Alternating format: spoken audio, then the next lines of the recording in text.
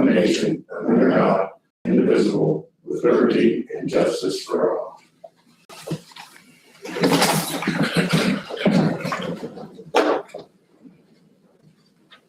Hey, Burlage? Yes, sir. Prior to that, I would like to start Sheriff? putting in your hands Department of Rehabilitation and Correction jail inspection for this year.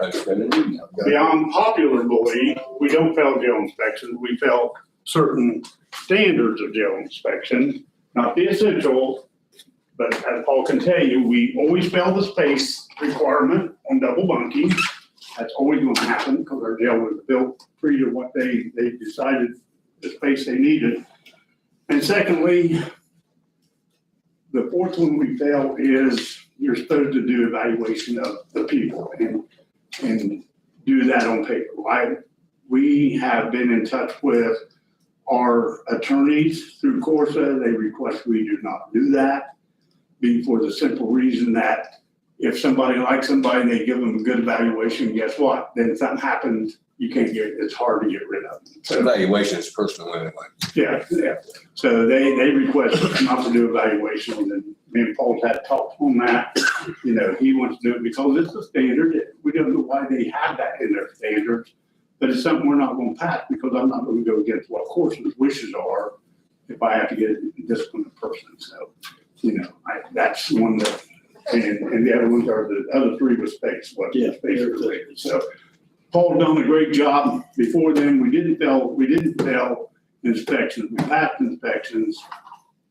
You know, there's sometimes you might have overcrowded in some because of people being in there. Sometimes we get dinged on that, but you know, we don't fail jail inspections. The Ross County Jail is clean. We have a good food service program. We have a good medical program.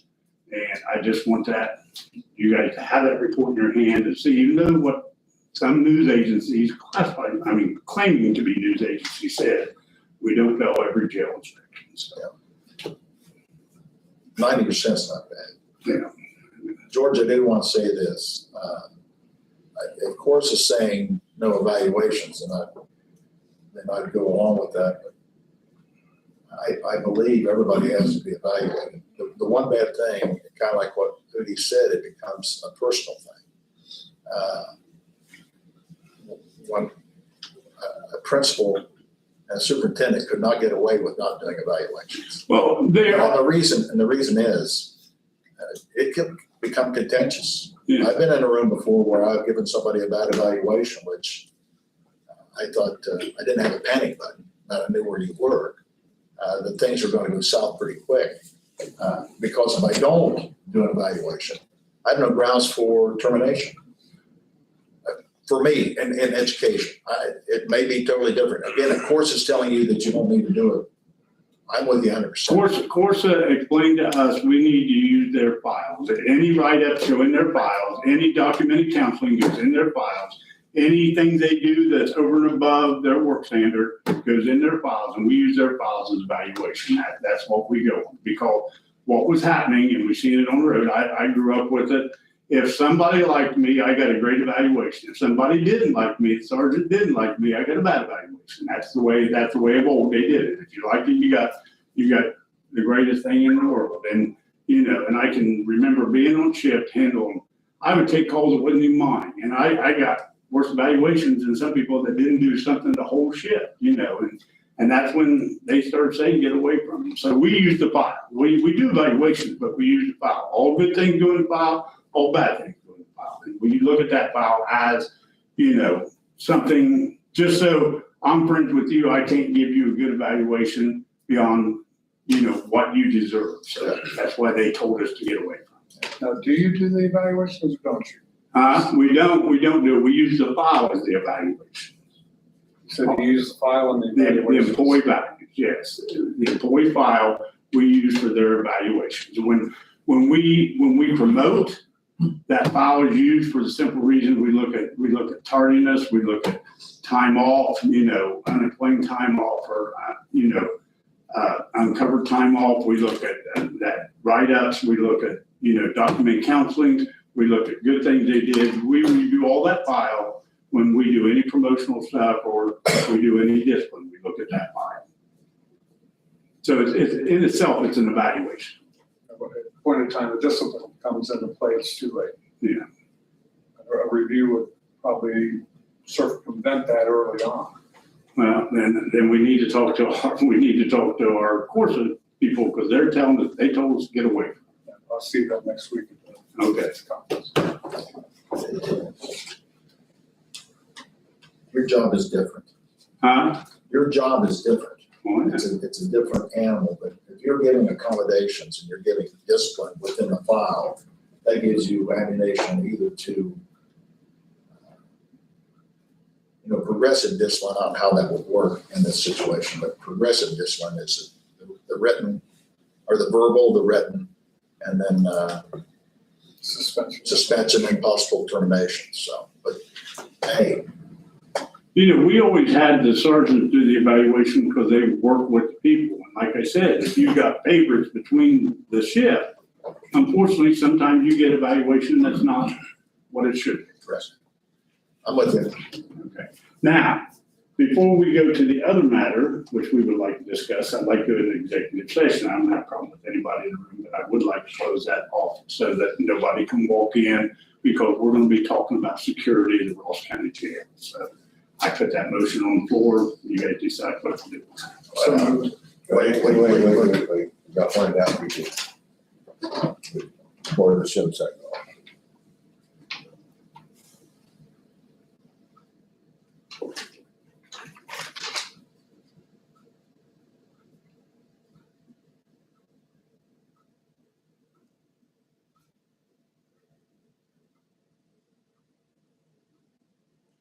You, did this fall under the discussion details of security arrangements? And Commissioner Everson, we can take your motion. Second. All in favor? To be under pending or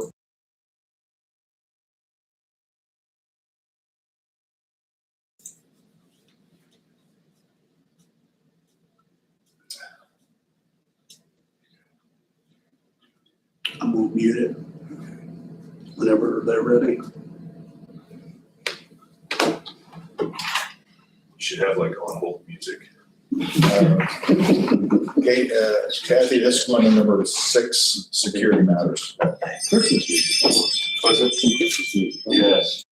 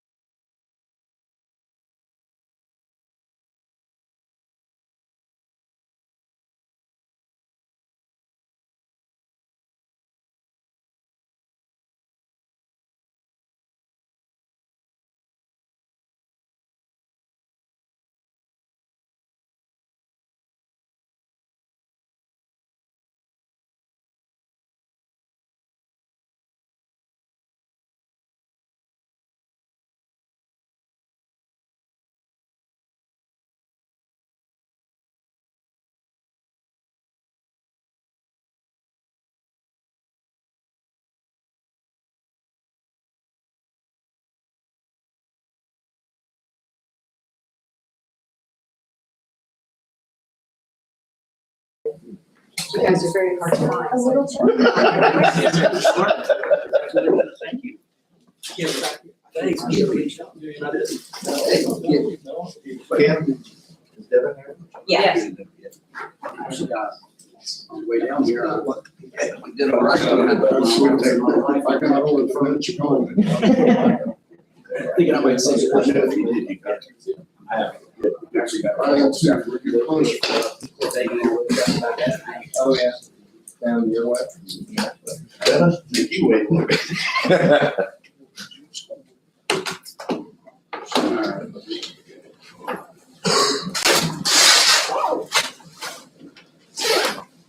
All right, Jeff, here we go.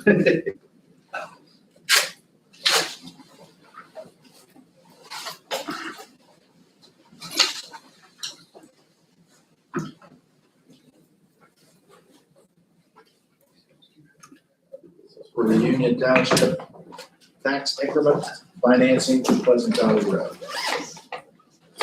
Morning. Hey, Brad. Kind of turn around here. Choose Jeff's line.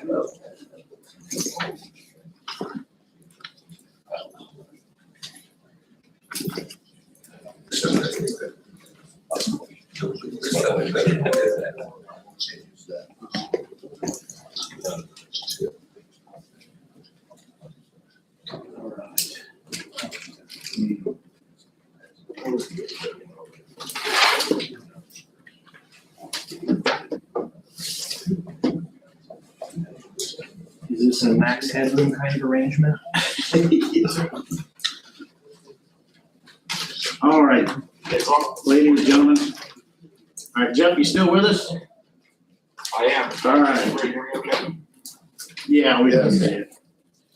All right, so I'll just start us off today by introducing, we got David Hodge with Underhill and Hodge representing D.R. Horton.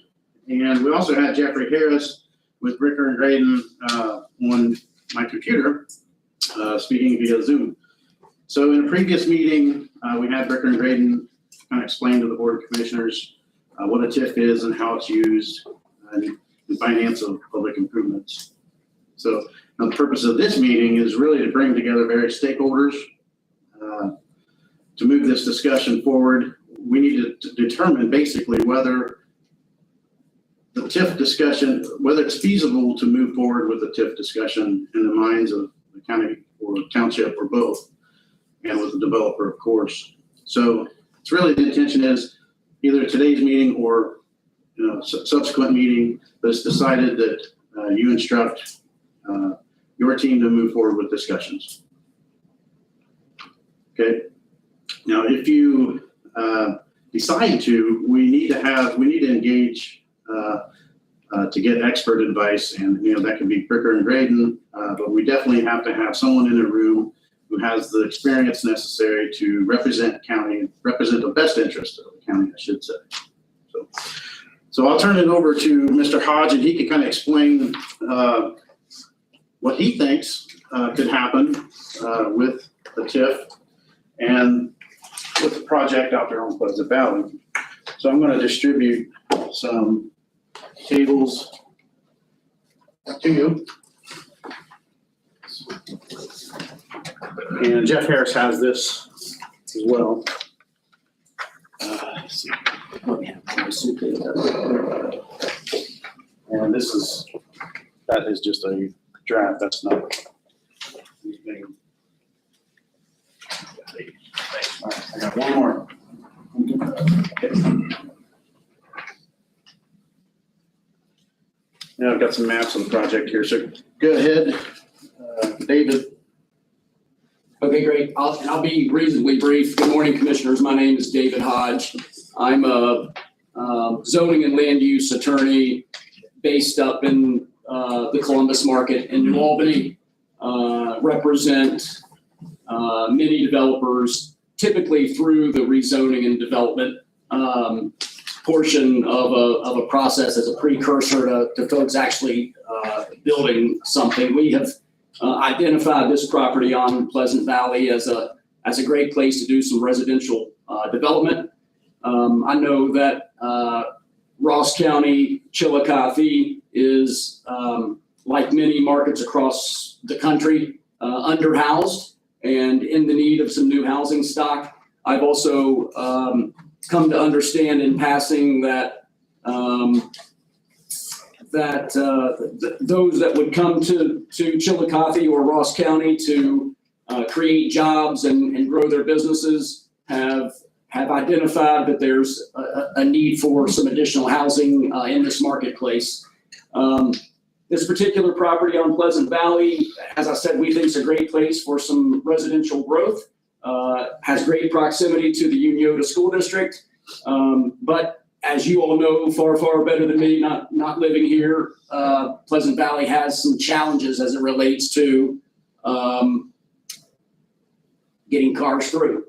Congestion, yes. Yeah, and so we've been analyzing this. I was here before, I think all of you at a previous Regional Planning Commission meeting to discuss the development. That's really when the traffic issues came to a head and caused us to go back and do some additional analysis. Through that analysis, including some meetings with ODOT, there's been this discussion about creation of a new roundabout that you can see on the site plan if you have that. And This one doesn't show the roundabout concept. yeah, what's at the southwest corner of the property.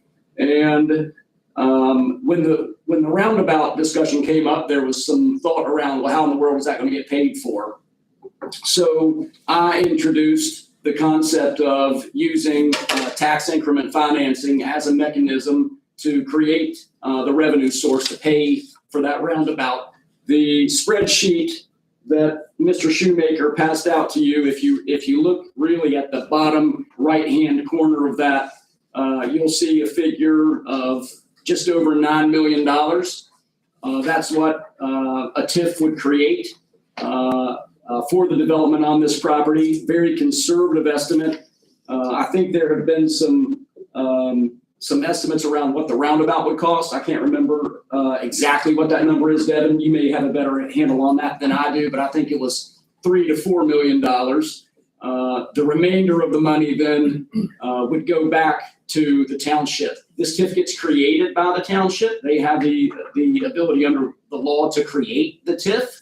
But in this instance, there would need to be a joint agreement between the township and the county to identify how that revenue gets funneled back over to fund this roundabout here at the southwest corner of the property. I wasn't in the previous meeting with Ricker Graydon. I understand there's been a little bit of a briefing session on using tax increment finance as a tool. It's a tool that I use regularly with developments. I work with the folks at Ricker Graydon on that all the time. So that's kind of the pitch. And it really, to me, is potentially the means to facilitating development of this property with housing, which at least a number of folks countywide think is a necessity and overall an issue in Ross County. So I'll stop there. And So I just want to say that township or county can be the main player as far as on the public end. So that really is a to be determined issue. But a TIF can be done by a county or township. So, and I think that's kind of the type of discussions that would need to take place outside of this session. So Devin, you're saying that the township was not really interested in the TIF, the county could go ahead and do the TIF? I'll let Ricker and Graydon answer that. So, Not that we're thinking about that. Jeff Harris, can you? Yeah, the short answer is yes. So either the township or the county could do the TIF. They each have their own TIF statute that they could use for this project. And we're just not, and those are discussions we have to have with the township themselves. So far, no negotiation has taken place, and what has to happen from here moving forward, if the Board of Commissioners want us to pursue the feasibility of a TIF, then, I can't do anything unless you tell me to, nor can anyone else. So I guess the question today, or maybe you can delay that answer till next week, is do you want the county, township, school district, and get those stakeholders in the same room together kind of to discuss this, to see if it's feasible. That's my thing. My thing is, we put the cart before the horse. Before we do anything, my thing is we have to get with the township and get with the school to find out if they want this or not. Correct. If they don't want it, I'm spinning my wheels. Correct. So I'd like, before we do that, I want to make sure this is something you want to explore. I think we want to, Yeah. I'm sure we want to explore this. You were talking about the money at the end of $9 million, is that over 30 years? Yes, sir.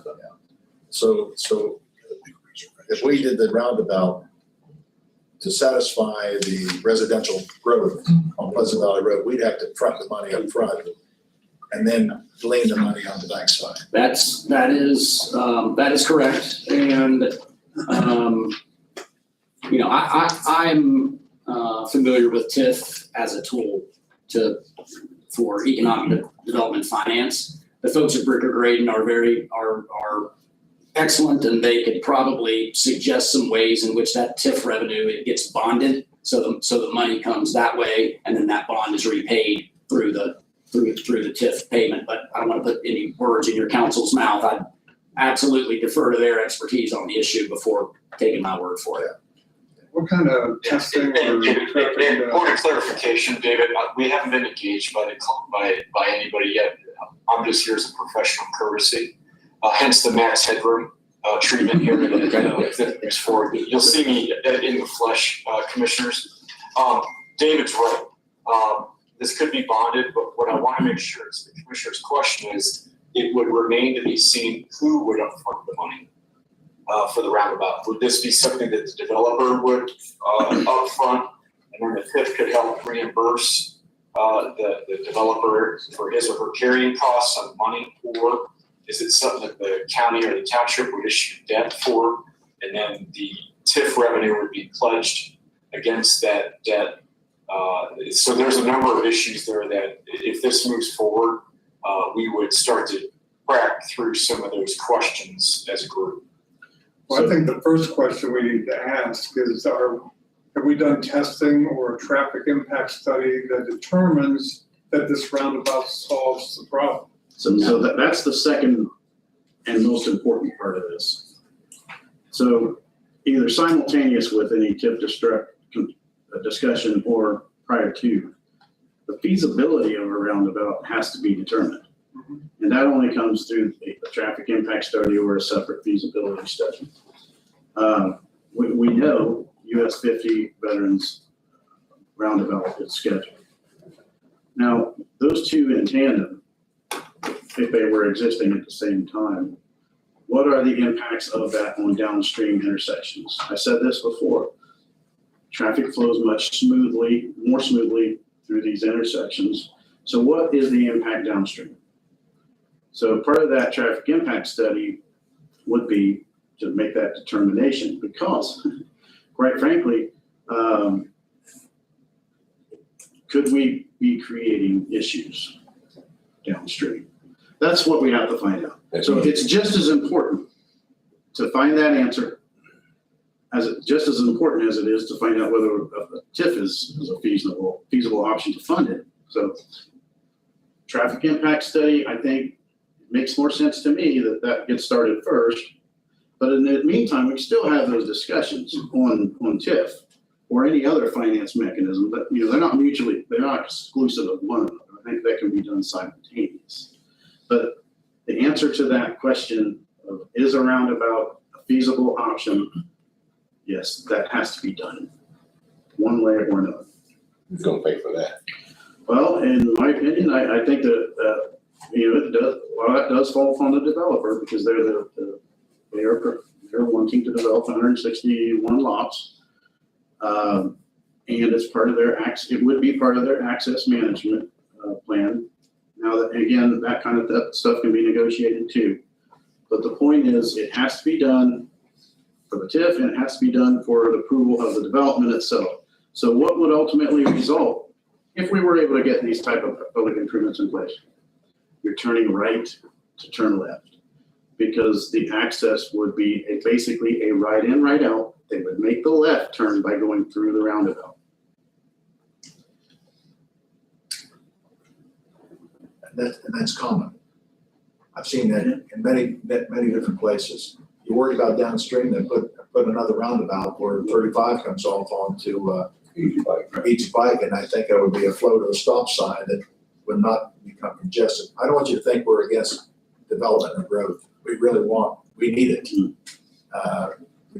We have to figure out the particulars about it before we. No, yes, sir, understood, and I mean, I think that's a fair question that got asked. We don't want to go down this path of creating this revenue source to solve a problem that doesn't solve a problem or that exacerbates a problem someplace else. And so it certainly does make sense to have some traffic analysis around that. Even more dangerous than me playing economic development finance expert is me playing traffic engineer. And so, D.R. Horton, my client, is using some capable people at EMH&T. And once they understand what they need to look at, I think they can pretty readily look at that and give us even a high level from 10,000 feet conclusion as to what's going to happen there, and really tell all of us collectively that this is either worth it or not to go out and undertake the traffic impact study. Traffic impact studies aren't cheap. I don't know what they are, $40,000 or $50,000. It's, what we're trying to do here, I think, is figure out a way that that private development and various governmental entities can work collaboratively to solve for a problem that exists. Certainly, we're not, D.R. Horton doesn't want to come to town to, they're not charity. They see an opportunity here to sell houses and make some money, but in doing so, they're at the same time solving a problem that exists in the community. I can tell you I was at Union over 29 years, superintendent, principal, and teacher. And if anybody can fix the traffic problem, I think everybody would be really happy. If the roundabout, I don't know if the roundabout does that or not, but in the mornings and in the afternoons around 3 o'clock in the morning, around 7:30. There's other times too, it's just a mess in there. Sheriff? I would worry about roundabouts help traffic move so fast. They flow through, you don't have the stopping and all the lights and stuff. And if that puts that traffic down Pleasant Valley Road where people can't turn up onto the ramp of 35, is that going to back traffic up even more out of Union Meadows? It could back all that up and make even more mess. I mean, a study needs to be done, because I think you could fix one part, but you're going to impact the other part. You got to really look at that. So if I may just add one more thing, the question got asked, who's going to pay for that traffic impact study? And I do think that, D.R. Horton, they want to come here and they want to develop this, and so they need to be participating in that traffic impact study. But it's also clear to me that there's an existing issue, a long-standing issue with traffic here and various stops not being conducive to getting traffic around. So I would plant the seed that maybe that traffic impact study is, again, a collaboration both between private and public to spend the necessary money to do the studies. I'd say that too if I was private. I'm sure you would. I mean, just spend the county money, on a study that you want to put houses On in. a county issue, though, on an existing county issue. It's not but it's going to be more issue once them houses are there. Am I right? Sure, it'll add to the existing issue, because there will be some trips in and out, sporadically throughout the day. Certainly, hopefully, there are some families that live there with kids that are going to go to school, and so yes, sir, it will add to it. But if you undertake a traffic impact study, that traffic impact study is going to tell you what the approximate intersections are operating at now, and it's my expectation that when you get in and you do that analysis, you're going to find that many of those approximate intersections are not operating anywhere near the level that they need to be operating today. pre-development. Do we have an estimate on that traffic impact study? No, sir. Has D.R. Horton ever shared in the cost of a study like this in other communities? Yes. To what degree? Half and half? Typically 100%. D.R. Horton pays 100%? Oh, sounds good to me. Okay. I mean, that sounds great to me if you pay 100% of it. There's no sense in us putting our money out there. Okay. Because, you know, My past experience has been that the developer does pay for the traffic impact study. my thing is, yeah, we need the housing. Because I think me and you went We did. toe to toe before on the 4,000 to 8,000. So, I just want to, in the short term though, I do want to mention that, Charlie Ortman has worked with ODOT to make some intersection upgrades through signalization. Out there, I can't remember the name of this actual signal. The one at 159 in Delaware. Yes, they're better signals that will be installed, so that might help a little bit in the short term. But I think, again, long term, we got a plan for additional development. So this traffic impact study would help do that. Well, at least when it comes to the counties and setting parameters for a traffic impact study, I think that, I don't know if Charlie's here or not. It's ultimately his decision on the parameters of that traffic impact study, but I would think that we would expand out, we would want to see that expanded out to the system, to the network feeding that. So that would be all the way out to Veterans Parkway and then out to Unio to school, that entire distance. Because I don't think the system works without one another. So it just makes sense to me. What's involved in initiating this? If D.R. Horton's going to pay the cost, do you guys just do it on your own, or is there some kind of collaboration? There's absolutely a collaboration that happens. And I think it's fair to say, in light of what Devin just said, and in light of that question, that it's my understanding that the Ross County Engineers Office does not have traffic engineers in their employ. Good. Big counties do, but I'd say most counties in the state don't. And so really, in order to undertake this traffic impact study and have it done correctly, this is gonna cost money, but Ross County also needs to engage a third-party traffic engineer to be the private side reviewer of that study. The upfront. So if I could, Yep. D.R. Horton covers the cost of the study.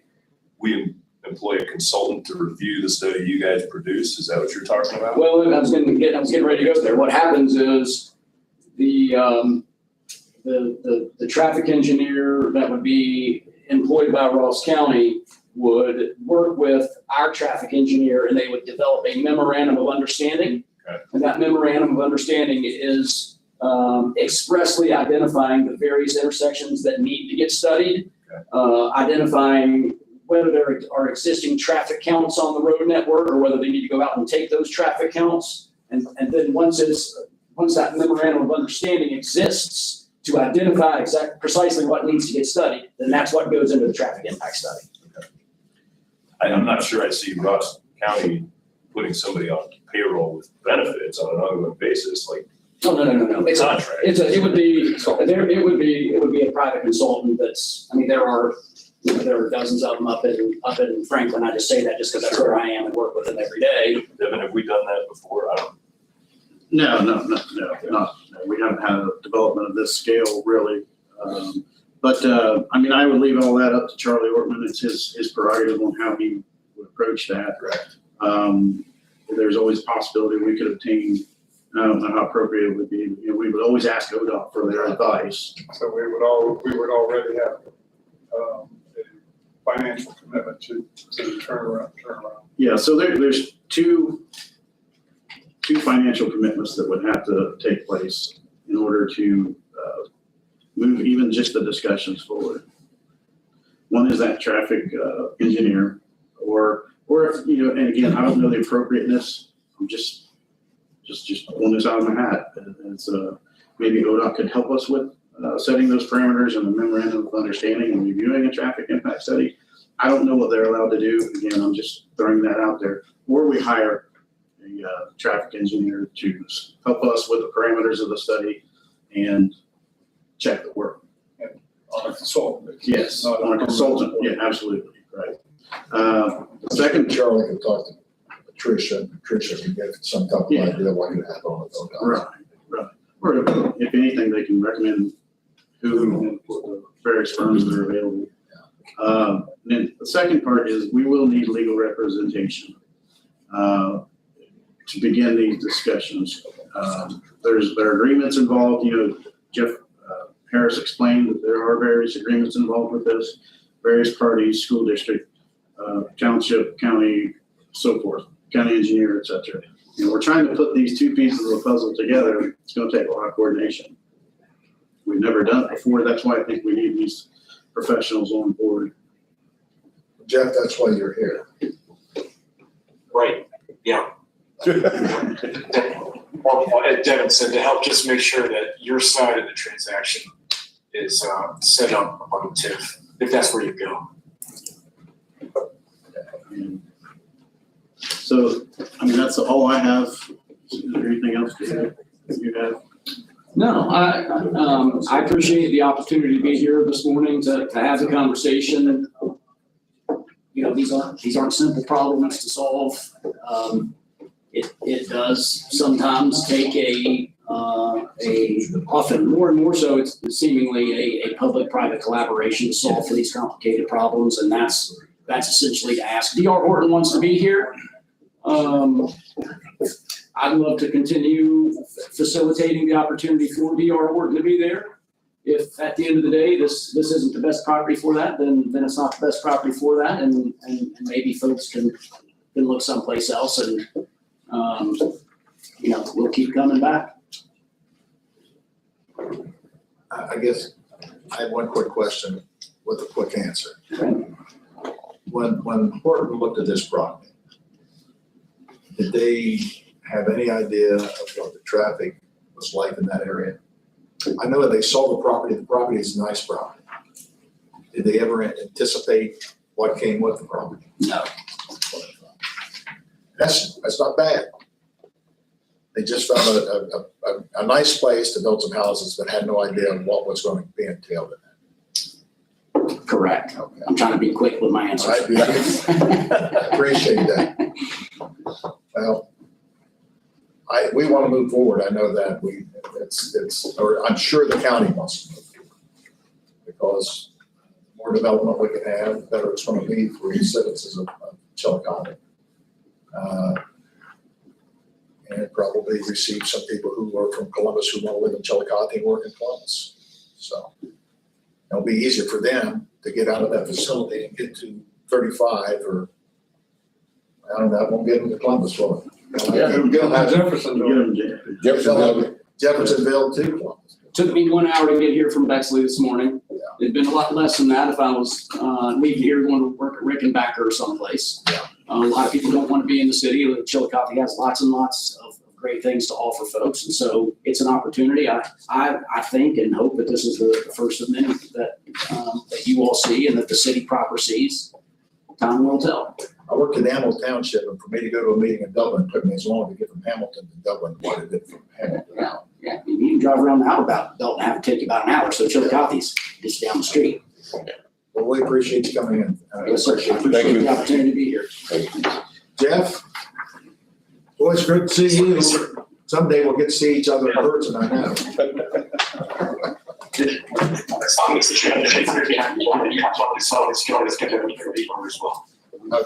Jeff, the commissioners will let me know whether they want to engage with your firm or not. So, okay? Thank you. Thank you. Appreciate it. Thank you. Thank you.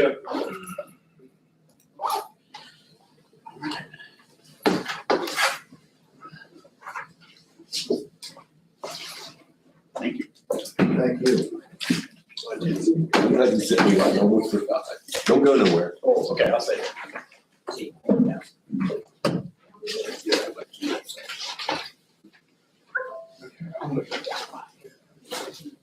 I'll be back. You're the two compadres, they are in favor of this. We have serious questions. That's, we've not had the opportunity to pass any resolution for or against anything like that. It's sort of in the ballgame. However, a couple of things. Number one, and again, I'm speaking for Union Township, not Sheriff's Office, so again, I'm on my way down. But at any rate, we only have, with the exception of what may happen income down the road from the residents, we only have one thing in this, and this is Clinton Road. To us, this appears to be a county issue. It's all county roads. And so, you know, and the other thing is, and I asked this question in the last meeting, what if this doesn't develop? I mean, we've got this, and Jeff said in that, he said that he thought this was a little overinflated. So, you know, the question is, what if a phase happens? And the second phase and the doesn't. second phase doesn't, and we've borrowed against a TIF, that doesn't mean we don't want to pay it back. So the appearance to us is that we are gambling with taxpayers' money at our level. I mean, you borrow $3 million to build a roundabout, and quite truthfully, we don't even know if it's answering the problem yet or not. Traffic study is a big problem. And you borrow that money and something doesn't pan out in this TIF or in this development, we're stuck with the bill. I mean, there's no way we can throw $3 million out there. It would be a finance. I mean, we would have to borrow against it. So, and that is in work session conversation with the other two trustees. I'm just kind of forwarding our feelings. See, that's the same thing that when me and him went round and round about changing from 4,000 to 8,000. You know, I just don't, 4,000 square feet or whatever it was, 8,000 square feet to 4,000 square feet. You're gonna put more houses in there, but what if it doesn't happen? We're still gonna be stuck with a bill that we're going to have to pay. The same thing with the township. And I mean, please don't get me wrong, something definitely needs to be done there. I mean, you guys know that I've been part of the fire department out there for 40 years, and I've watched that developing problem from day one. And fire protection, Pleasant Valley, is somewhat impeded just by that road. I mean, you've got two choices to get there from our two outstations, and if it happens during particular times of the day, it's a fight to get up through there. So it's a dangerous fight to get up through there.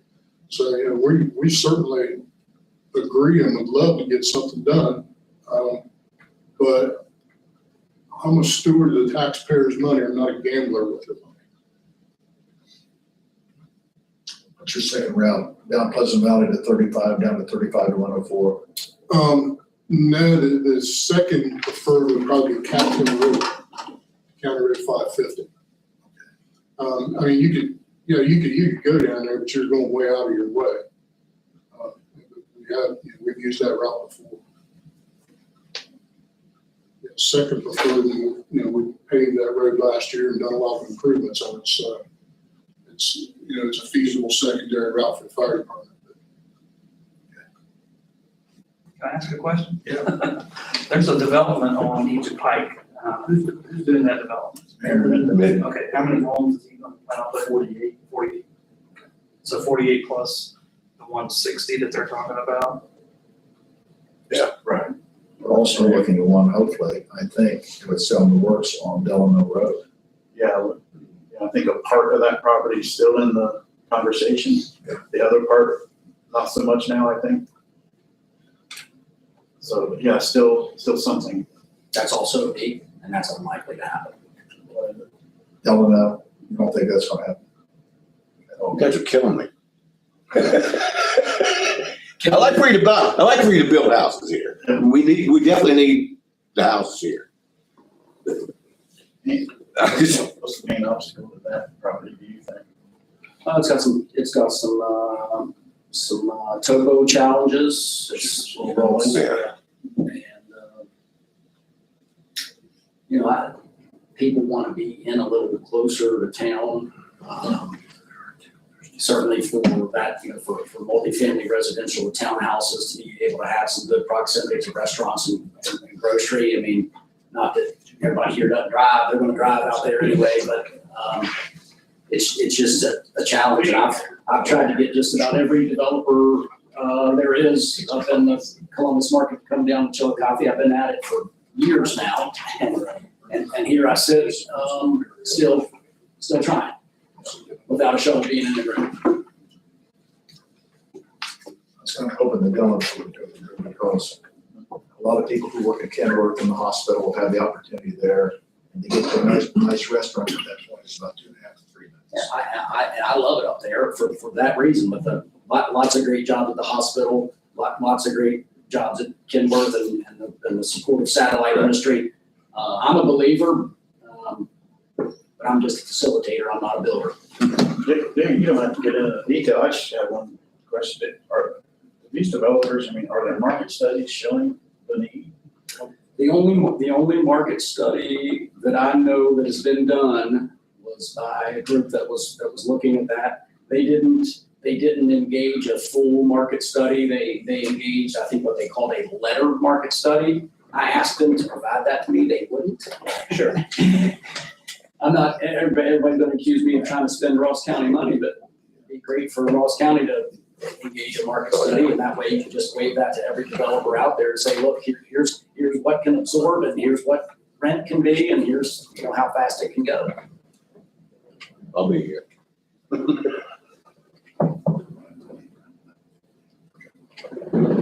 Well,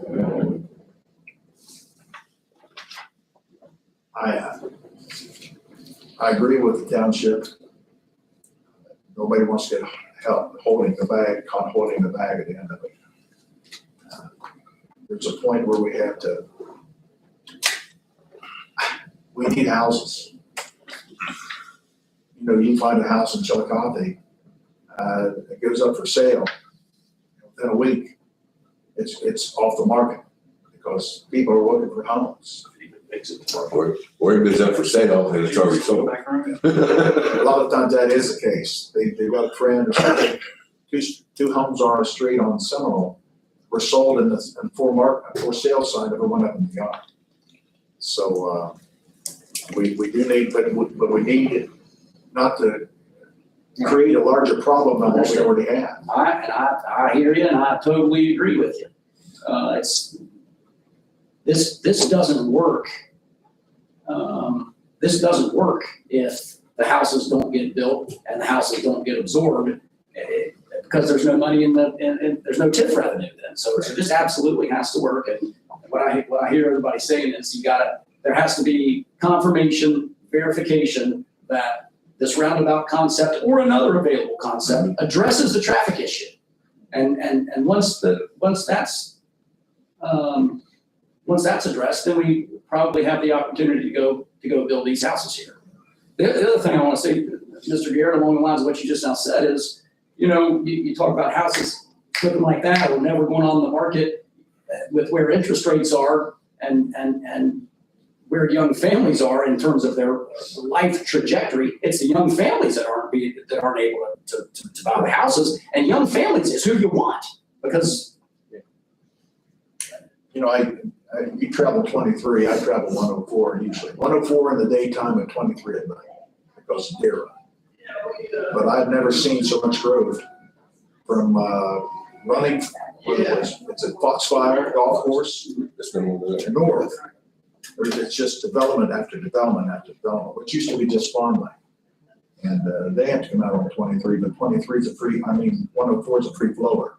There's no, it's cyclical. There's sometimes when it's flowing and sometimes when there's large breaks. Our problem we see here is we're beating a dead horse is what we're doing. We just have to find out how we can create it better on Pleasant Valley Road to do a building project. yeah, I'll go to work on it on my side, and hopefully we continue the conversation and something happens. The owner of that property wants to sell. Yeah. And my client wants to build, so that's two good things. Sounds good to me. Sounds good. Devin? We got something else to talk about. Is the next step to ask Charlie about his part of it, as far as? Charlie's been out there quite a bit, hasn't he? No, I mean, as far as talking to an independent to review whatever they would come up with. He'll probably talk to ODOT, ODOT will get him some ideas. That's where it'll start. Okay. Have you talked to Charlie about this? Mhm. Yeah, okay. Yeah. On board. I just need a conference. You guys just discuss it and let me know if you want to pursue this. We have to have Bricker and Graydon on board. And really, they'll be the kind of the coordinating body along with me, and then we'll get everybody in the same room. So what'll happen? Start working on a plan to get there. A comprehensive plan. Not quite that. Well, that's what's, if I can chime in really quickly and just say, there's agreement among a lot of people in the room about the need for residential growth. I think it's something that we can see. There's impacts on that to townships and to schools and the jurisdictions involved. Now is a good time to start planning so that we have already identified the places and problems that exist at those places for it. That way, we're not, step by step, developer by developer, for the first time addressing. So you make a good point. The comprehensive plan will help the decision makers know when, where, and what timing to offer these incentives for development, and the right kind of development in the right space. So, very good. Jack, have you talked to the one who's in charge of Adam H? When's the last time you talked to her? When I went there after, and offered them a broker talk between them and Integrated Services. Okay, so that's already been It has been now, but with the recent activity, I don't know what their next step is. because my thing, I was thinking about, we have land out by JDC That's what I talked about. that we could do a trade or something like that. For that 11 acres that they have, You want that? nobody else gonna put anything in there, else in there. What can you put in there? But I just said, what can you put in there?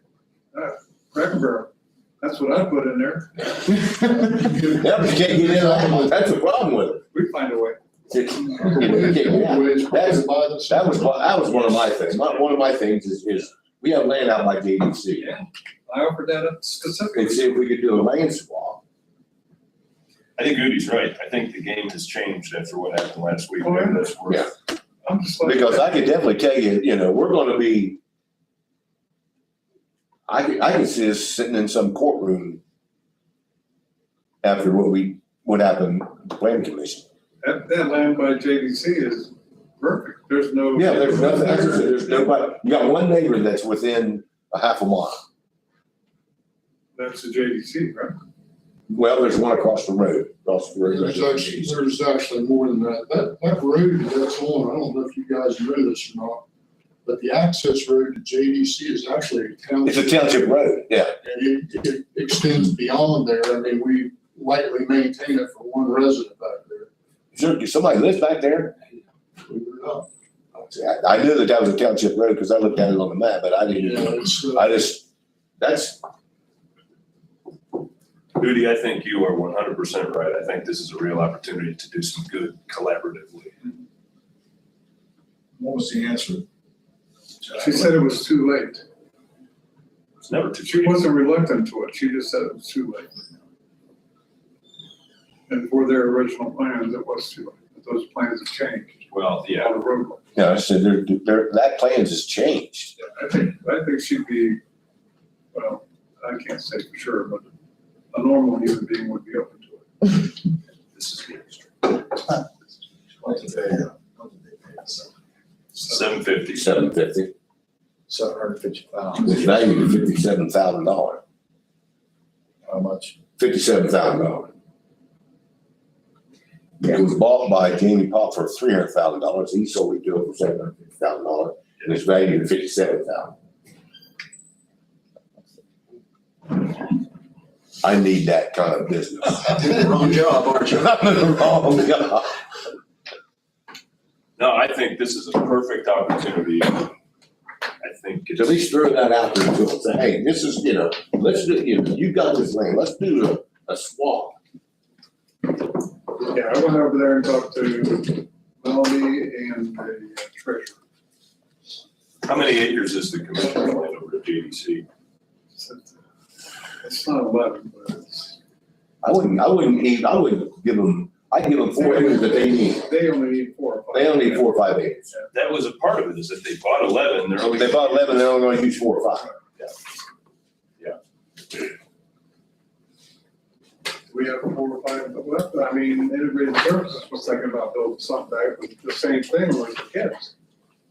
On They the didn't- crisis center. They made us hurry up and get that chain link fence and all that stuff like that out of there. And Did they ever do I thought they integrated services, they could not come up with the funding to do what they wanted.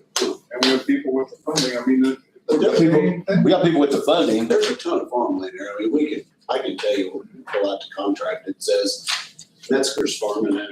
Yeah. Yeah, we can tell you how much land's there. Is there an issue with the original will of Mr. Roden? Of what his intended purpose of that was for? Now, this is not Roden Ranch, this is the JDC's. Yeah, the JDC. Okay, I This is, thought that was. this is all out a little bit further. Roden Ranch is the first one. Okay. Well, I understand, I thought it was all. No, it's, So from my end, you need me to do anything with regard to that, just let me know. And, get a hold of me, let me know what you want me to do, or if you wanna have those conversations on your end with, my thing, like I said, my thing is if we do a land swap for them, for that 550-35 thing there, give them some land, do a swap land, 4 to 5 acres out on Cattail Road by JDC. I don't think there would be any complaint from anybody who lives out that way. No. This answers things for people on Barnard Drive. Yeah. And that was my original plan when I first went out, probably over 2 months ago. Well, she might be, Better reception. better receptive of you now. And you've already talked to her, there's no sense of. You already talked to Melody, there's no sense of us. Things have changed. That's what I said. I think it's worth another swing. Well, once you go talk to her to see what she. I'll talk to her again. Devin, I think it's a great alternative. you really. You believe. appreciate it. Take care. Just, again, let me know if there's, I need to get hold of Bridger. I can just have Brad. We can do the contract thing, yeah, if you wanna go that route. Let me know. Okay, thank you. Gentlemen, take care. Thanks, sir. Take care. And Chad, I would say, we may want to check and find out what the agreement was with integrated services. He's out there. Oh, yeah, he's out there. The judges, I believe, Courthouse. Courthouse and jail. Courthouse and jail. Come on in there, courthouse and jail. Come on in, gentlemen and ladies. Have a seat at the big table.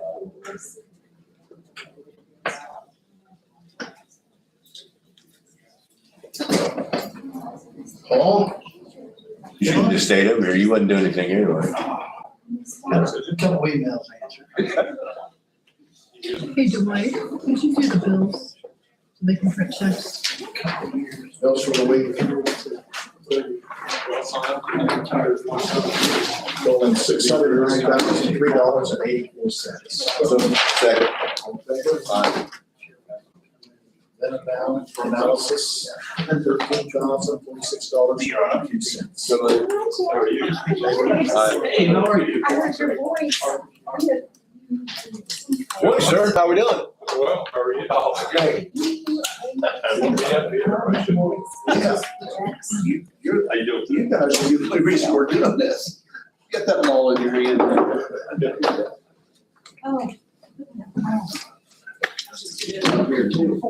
Come on. Nice beer. Thank you. I like it. Liar. Yeah, I'm David. It's meeting in person, David Glass. We've been sharing emails and phone calls for a while She now. recognized you from your Facebook page. Yeah, Nice to meet you, so glad to see you on. Yeah, yeah. How to get in there? I'm in. That's already happened. So we'll talk about this in a bit.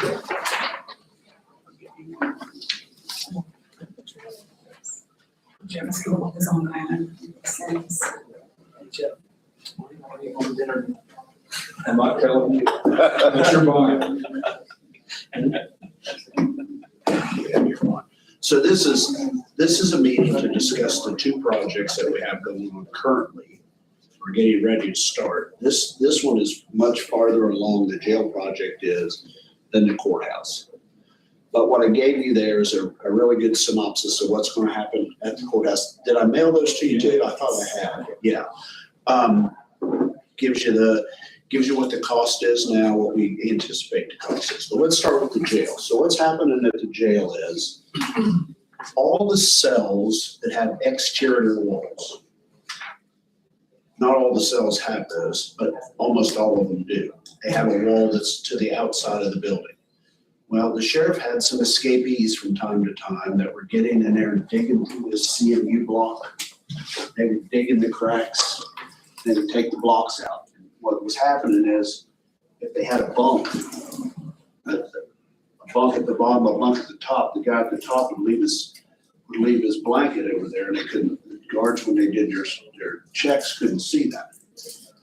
They had them dig out, and they got on the roof, took all four of them did last year before last. Before I came. Last year before last. They, one went across the side of the river and it's about, 27 degrees that night. Yeah. But he did get a pizza. One of them did go get a pizza and come back and eat it in the lobby. He just true? left. Yeah, that's true. Got out, went down to Jerry's, got a pizza, came back, sat in the lobby. Anyway, so the sheriff was really concerned about this. Talked to the folks at the Bureau of Adult Detention. There was a grant available. We worked on the grant, got $1.6 million to put steel on the inside of the exterior wall. So all those cells that have a wall on the exterior are going to get metal plating on those walls. We hired a consultant, Dynatech. They've done some other jail projects similar to this. This project is out to bid, so we should have the bids in this afternoon for what it's going to cost to do it. Hopefully, we're going to stay within that amount. That's right where our budget is, and we think we're pretty close. So, State money? it's state money. Yeah. I mean, I'm hoping that it doesn't go above 1.6, but if it does, I don't think it's going to be much above that. So we're not going to have, the county's not going to have to put a lot of money out to fix this problem in the jail. You guys all know Paul? Everybody know Paul? Paul had some other issues this morning talking about locks in the jail, but this project's not going to address those. So I think it's a pretty simple, easy project compared to what we did before. Have any questions? You're welcome to look at the plans if you like. This project is in its infancy, basically. So what you see here is a set of schematic design. So these documents here, you cannot build by. What they did was they did an inventory of the building. They scanned it. They had it laser measured. So they know where every little piece on the thing is. They flew drones over top of it so they could get a look at the roofs. We were on the roofs. The design team, which is Schooley Caldwell, is the same design team who did the Carlisle building. So the whole time they were over there, they were looking at this one going, man, we'd really like to do that one too. So when we offered it up, they gave us a really good presentation, and that's why we're using it. The idea is this is an exterior restoration. So at this point, we're not doing much inside. The only thing we've talked about doing inside is in your chambers where those windows are closed off. So the exterior it gets roof work, it gets stone work, it gets stairs work, gets windows, and everything that gets put back is to the historic nature of the building. There, we're not putting any ironclad stuff in there, aluminum clad stuff in there. It's all gonna go back to really what the courthouse had from the beginning in a more modern sense. So in your office where we're gonna replace those windows, we thought now's the time to ask if you'd rather have the windows open. They will have bulletproof glass in them. We've already made that clear that those would have bulletproof glass in them in your place. The biggest piece is probably gonna be the roof. For the whole thing or just every place section? The whole roof gets done, everything up there. We've looked at old pictures of this building. At one time it had slate on it, one time it had metal on it. We're looking at, the majority of it would be copper. There are valleys and stuff up there that there's just no way that copper will work. So there's gonna be some other materials on the roof. The sandstone is an issue, a big issue. If you've walked at the front of the courthouse and taken a look, you can see the sandstone's going away in a lot of places, so we're working on that.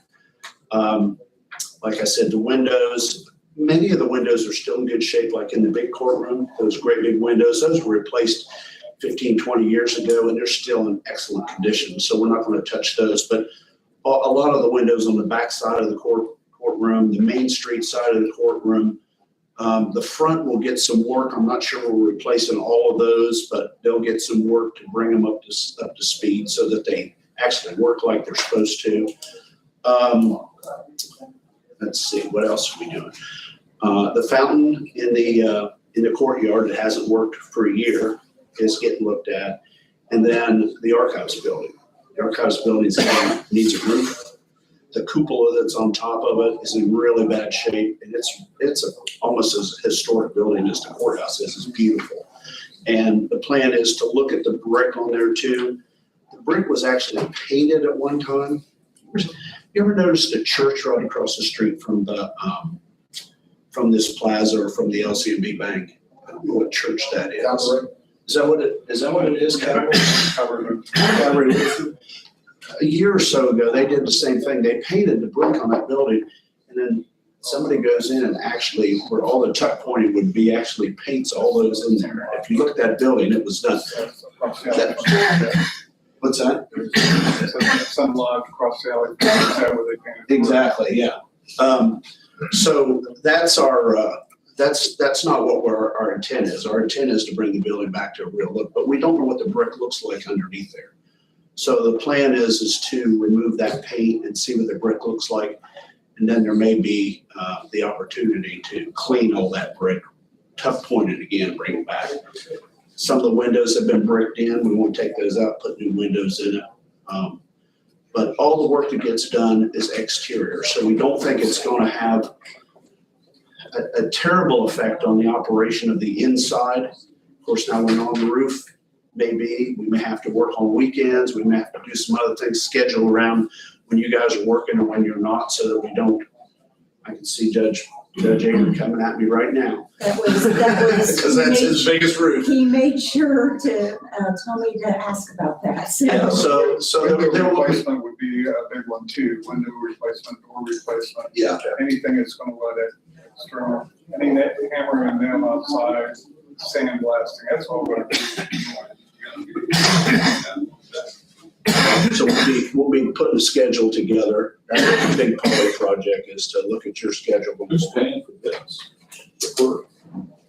Oh, yeah, it's all, I mean, we didn't tell you that. We didn't tell you that the courts were paying for all The this. court- the courthouse.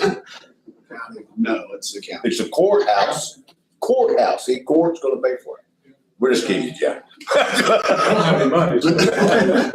Fines, right? Is that what fines pay for? Excuse me? I'm kidding. Fines, yeah, fines. No grant money, no grant options. You know out there what? we could look at. The hardest thing of all to get money for, like even in the ARPA money that we had available, couldn't use it on the courthouse. They almost don't ever want you to use any money on the courthouse for some reason. I don't know why. capital grant. Yeah, we tried to get money through the biennium budget, for the courthouse. No, it's stored, or it's stored. Yeah. So what's the timing? When would work start? Summer, late summer of 2025. Soon? Yeah. Okay. If they follow the plan that we're gonna be, we have a contract with them to do the construction documents, which we're going over with attorneys right now. They've sent back some stuff. We're looking at those, haven't presented those to the commissioners yet. But their schedule's in there and I believe it's 2025. I remember. The commission, you have not seen the contract yet at this point, is that right? No, because the contract was developed and we sent it to School League Okay. last week, and they sent it back Thursday or Friday of last week with their changes they wanted in there. Some of those we're not happy with, so we'll talk to our attorney again, and then we'll submit it back to them, and then once that's done, and we feel like we've got, and I'll bring it to the commissioners, they'll look at it. If they look at it, think some changes need to be made, and we'll make some more. Won't sign it until everybody's happy.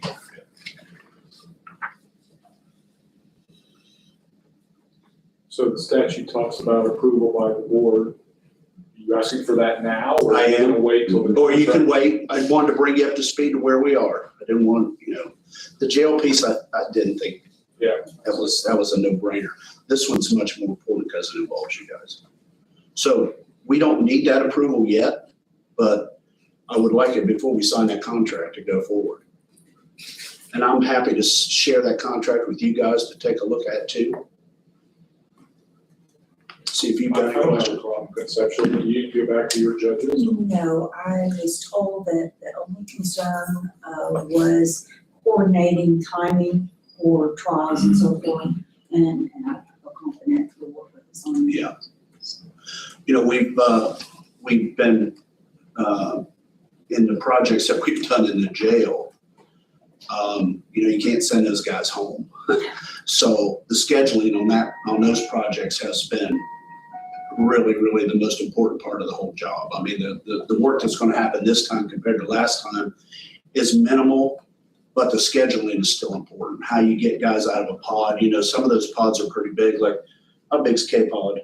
How many cells? 38 guys, 38 cells, 38 guys? 38 I mean, that's a lot to try to move them around to get that work done. Hopefully we can work with your schedules. Let me ask you, are the schedules less in the summer? Or is there a time when they are less? For us, the summer is a little less because kids aren't in school, but not much. Okay. The summers for us. Crime's not a seasonal thing, is it? It is, but I mean, we do a lot of stuff about kids not going to school and parents not sending their kids to school. I mean, I have 100 cases of parents not sending their kids to school. Don't have that in the summer. Okay. Well, that's good to know. I mean, that'll help, but how quickly do those schedules come out before the cases? What we have is we will double book things because you never know if there's gonna be a settlement the day of. Right. So in order to be able to have something go that day if possible, we may have 4 or 5 cases scheduled. So the sooner we could know a tentative timeline, we can, try to plan around that. Okay. So if you knew they were gonna be there, certain days, certain weeks, the sooner we can have that, the better, like now.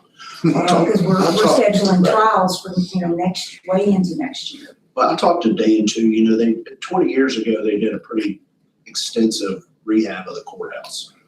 They took the clock tower off and, they did a lot of sandstone repair and other things like that. And I don't know how that was scheduled then, but we'll talk about that. And then these guys have done other courthouses before.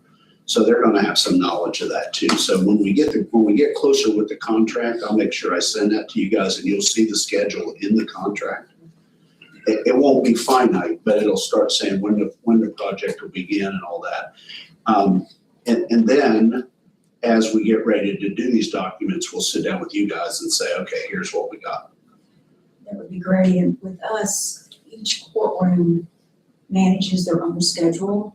So I don't mind to coordinate between them, but please just keep in mind that it may work for Judge Ader, but it may not necessarily within the same schedule as Judge Schmidt, so I would need to work with both of them. Yeah, and depending on what we're doing, if we're doing windows on the first floor, that's really not gonna affect, we're putting a roof on the judge's roof, there's gonna be a lot of noise. So those are the things we'll have to work out. And like I said, they've done these before. I'm sure that they'll have some recommendations on how we go forward.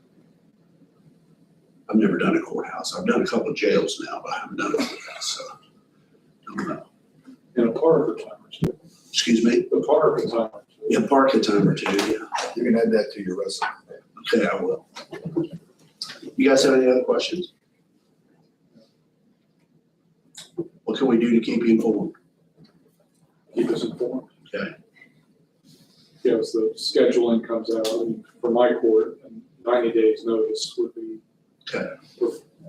We can work around. Well, what I'm hoping we'll do is as we start putting these construction documents together, that I have you guys involved in that too, so that you can tell them what you expect and what you need. And then maybe by then we'll have the schedules and they'll have to work around those schedules. If Judge Ader has a jury trial or whatever upstairs, I know sometimes he works, his mornings are big and then his afternoons aren't or whatever, they're gonna have to work around that schedule. Typically, the Mondays and Fridays are individual things, and then we try to keep the middle of the week for the trials. Okay. That can vary depending on what kind of case it is, but as a general rule, that's what he does. So Mondays and Fridays are individuals. our individual cases. Tuesday, Wednesday, Thursday, and jury trials. Generally except for the trials. So do you need an approval from us? Is that? I think let's wait till we get the contract. Do you want to approve the? Yes, that would be great if you could do that. You must be the chairman of the committee. Not really, but I would need, under the statute, we approve the jail project. It's all grant money, and we're ready to go. You guys are all part of this too, so. I'll second that.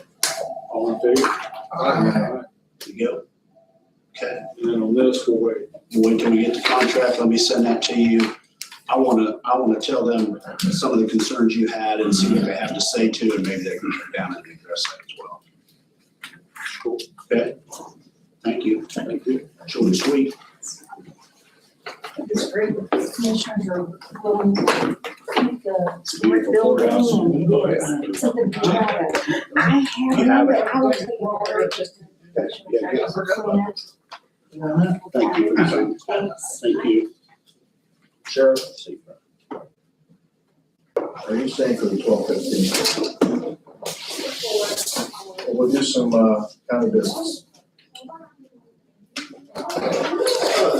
Let's transfer funds between accounts in Ross County, cover the cost of estimated year-end invoices for 2024, holdover purchases, and the remaining 2 payroll deductions due to multiple retirement payouts. And this is transfer of funds, contracted services to other expenses, 19,000, contracted service to other expenses, 6,000, PERS to salary employees, 50,000, PERS to group insurance, 10,000, PERS to group insurance, 4,000, total of $89,000. So Second. All in favor? Aye.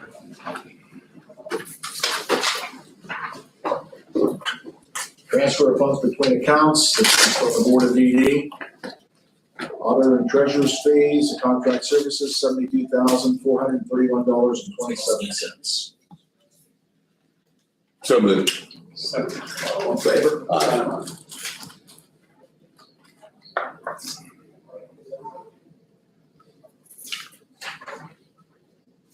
Request for transfer of funds between accounts for Ross County, no appropriation increase, transfer to cover year-end health insurance costs. Travel group insurance, $73.81, supplies to group insurance, $1,924.10, postage. To group insurance, $978.78, other expenses to group insurance, $1,552.97, PRS.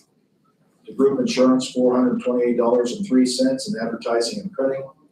For Group insurance, $1,664.40 for a total of $6,622.09. So moved. Second. All in favor?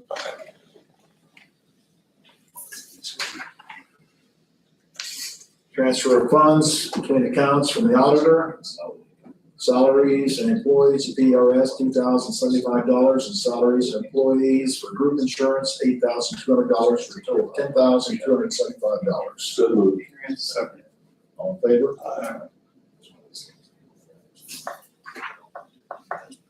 Transfer between accounts from the Ross County Jail, Sheriff Jail Division. Transfer appropriations to cover costs to move an individual for being contract worker and full-time staff personnel. Contract services and salaries, $13,000. So moved. Second. All in favor? Aye.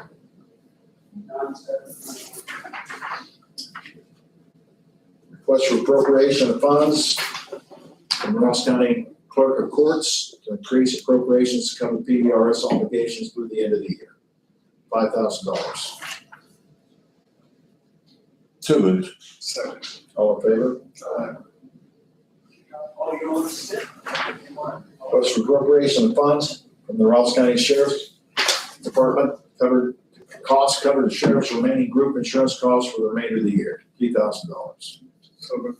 Second. All in favor?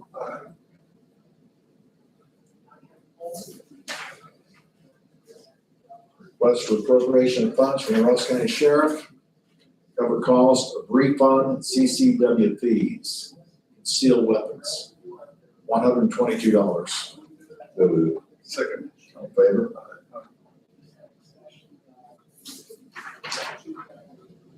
So the transfer of funds between accounts from the litter control account over budget, recycling cost to group insurance, $1,736.46. So moved.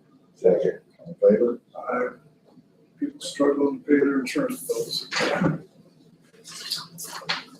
Transfer of funds between accounts from the Ross County Board of Elections to cover annual software subscription fees from equipment to contract services, $20,000. So moved. All in favor? All of these transfers, if you guys remember, at the end of last year, we trimmed all of those insurance lines way back. We had a lot of agencies that were carrying hundreds of thousands of dollars over. Yeah. It was just to put you guys more in control of, work within what you've got. So I see these as a good thing, because nobody's asking for more money. So far. Well, Except for the sheriff, he'll be able to ask. We're transferring. As always. We're not asking. this was, last year when we had that conversation, it was trimming those back to kind of increase the eyes that are on it, put you guys in better control. Good. Yeah, absolutely. No, in case, because they just asked me about this, what is all this? And, I just want to put that out there. And Jeff, you've been here 2 years now. For the 8 years that I've been here, at the end of the year, They roll through. get a stack up about Right. But no, you're exactly right. Yeah. And I appreciate that. Transfer of funds between accounts from the commissioners, legal counsel with Brooker and Graydon. This is from tax assessments to legal counsel for $9,500. So moved. Second. All in favor? Transfer of funds between accounts from the coroner's office, covers cell phone service expenses. Others expenses of cell phone service, $866. So moved. Second. All in favor?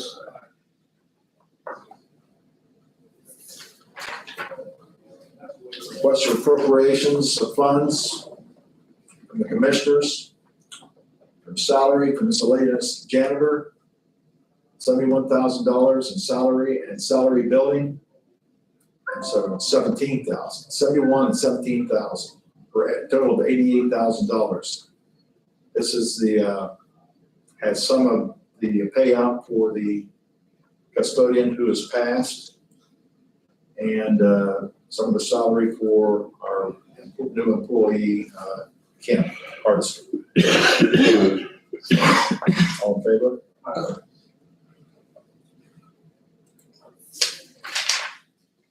Request for appropriation of funds from the Ross County Auditor, increase appropriations for additional real estate tax collection and distribution, Job and Family Services, Children's Service Agency. Contract services, $22,000. So moved. Second. All in favor? Aye.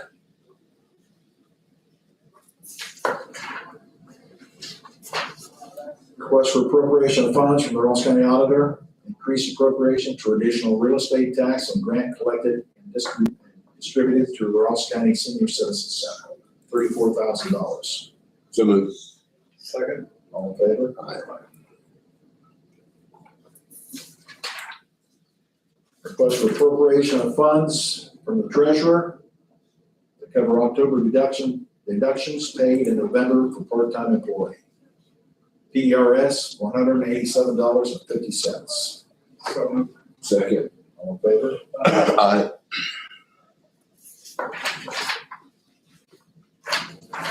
This is from the sheriff.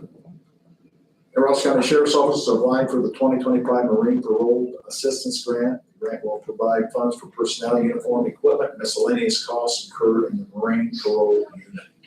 We're submitting an estimated total program cost of $23,025. The award of this amount from the Ohio Department of Natural Resources will provide $17,268.75, 75%. And the agency match will be $5,756.25 for the 25%. We're requesting a resolution stating that the matching funds will be provided as long as the award amount is provided by the state and does not exceed $17,268.75. If we do this, if we agree with this, then you'll have a resolution next week. So moved. Excuse me. So, second, all in favor? Aye. The agreement is between the Ross County Commissioners and the City of Wellston. Whereas the city is herein to pass an ordinance 2024-68 on the third day of October 2024, authorizing the city through the mayor, Anthony Benner, and its clerk, Kathy Spew, to enter into an agreement with Ross County for the endorsement of building codes of Ohio for non-residential structures within the city limits of Wellston. This is what Jeff came and talked to us about. I don't see a place for my signature, but I see a place for the clerk's signature. Is it clerk? It doesn't say official or something like that. Okay. You'll sign it also. So moved. Second. All in favor? Aye.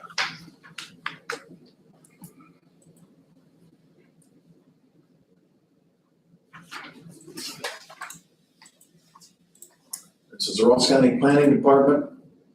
This is part of the Appalachian Initiative Grant. Attached is a memorandum of intent. The prosecutors reviewed the original version. The version is the same. The memorandum lays out the rules and responsibilities between the Hopewell National Historic Park and Ross County. So this is, at all their sites, they'll have different informational places that will provide information to visitors. So moved. Second. All in favor? Aye.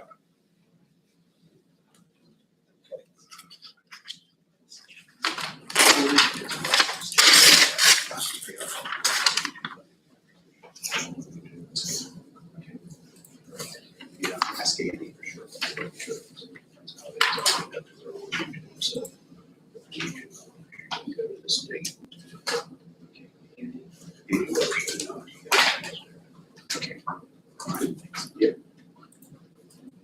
This is the Water Pollution Control Loan Fund, batch number 3, construction contract for 2024.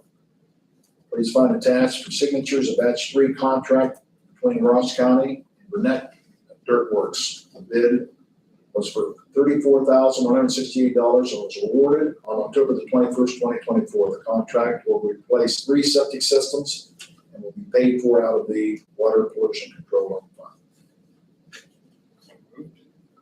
Second. All in favor? Aye. Total's $34,168.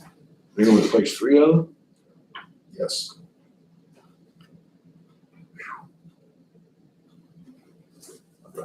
Got the wrong people to replace mine. I don't think you went through the same program. It was $17,000.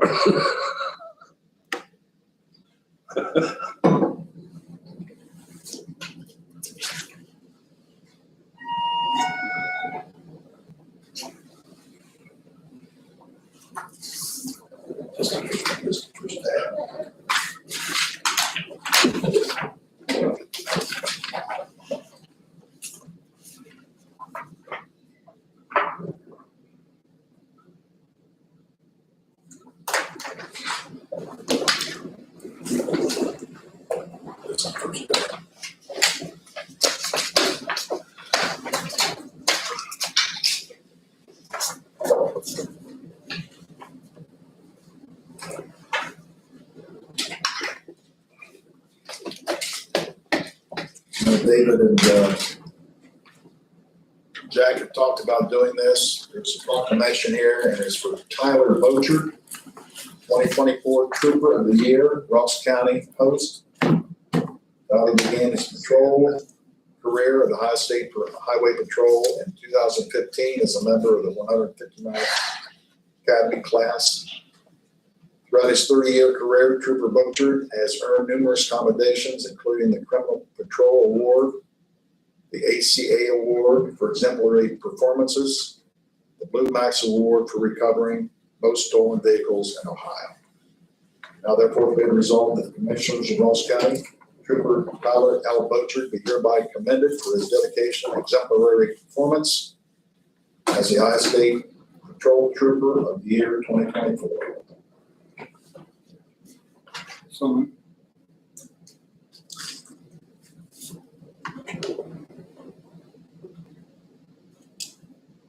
He's the Trooper of the Year for post 71.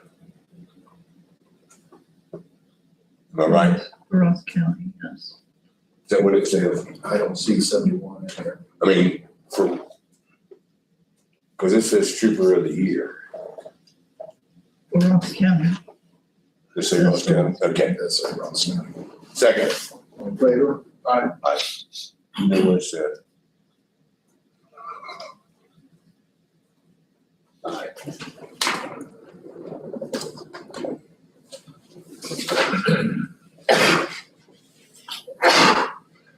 sounds like you're the Commissioner of the Year for the right side of the bench, or Yeah. is that what you're saying? I'm the Commissioner of the Year for the left side of the bench.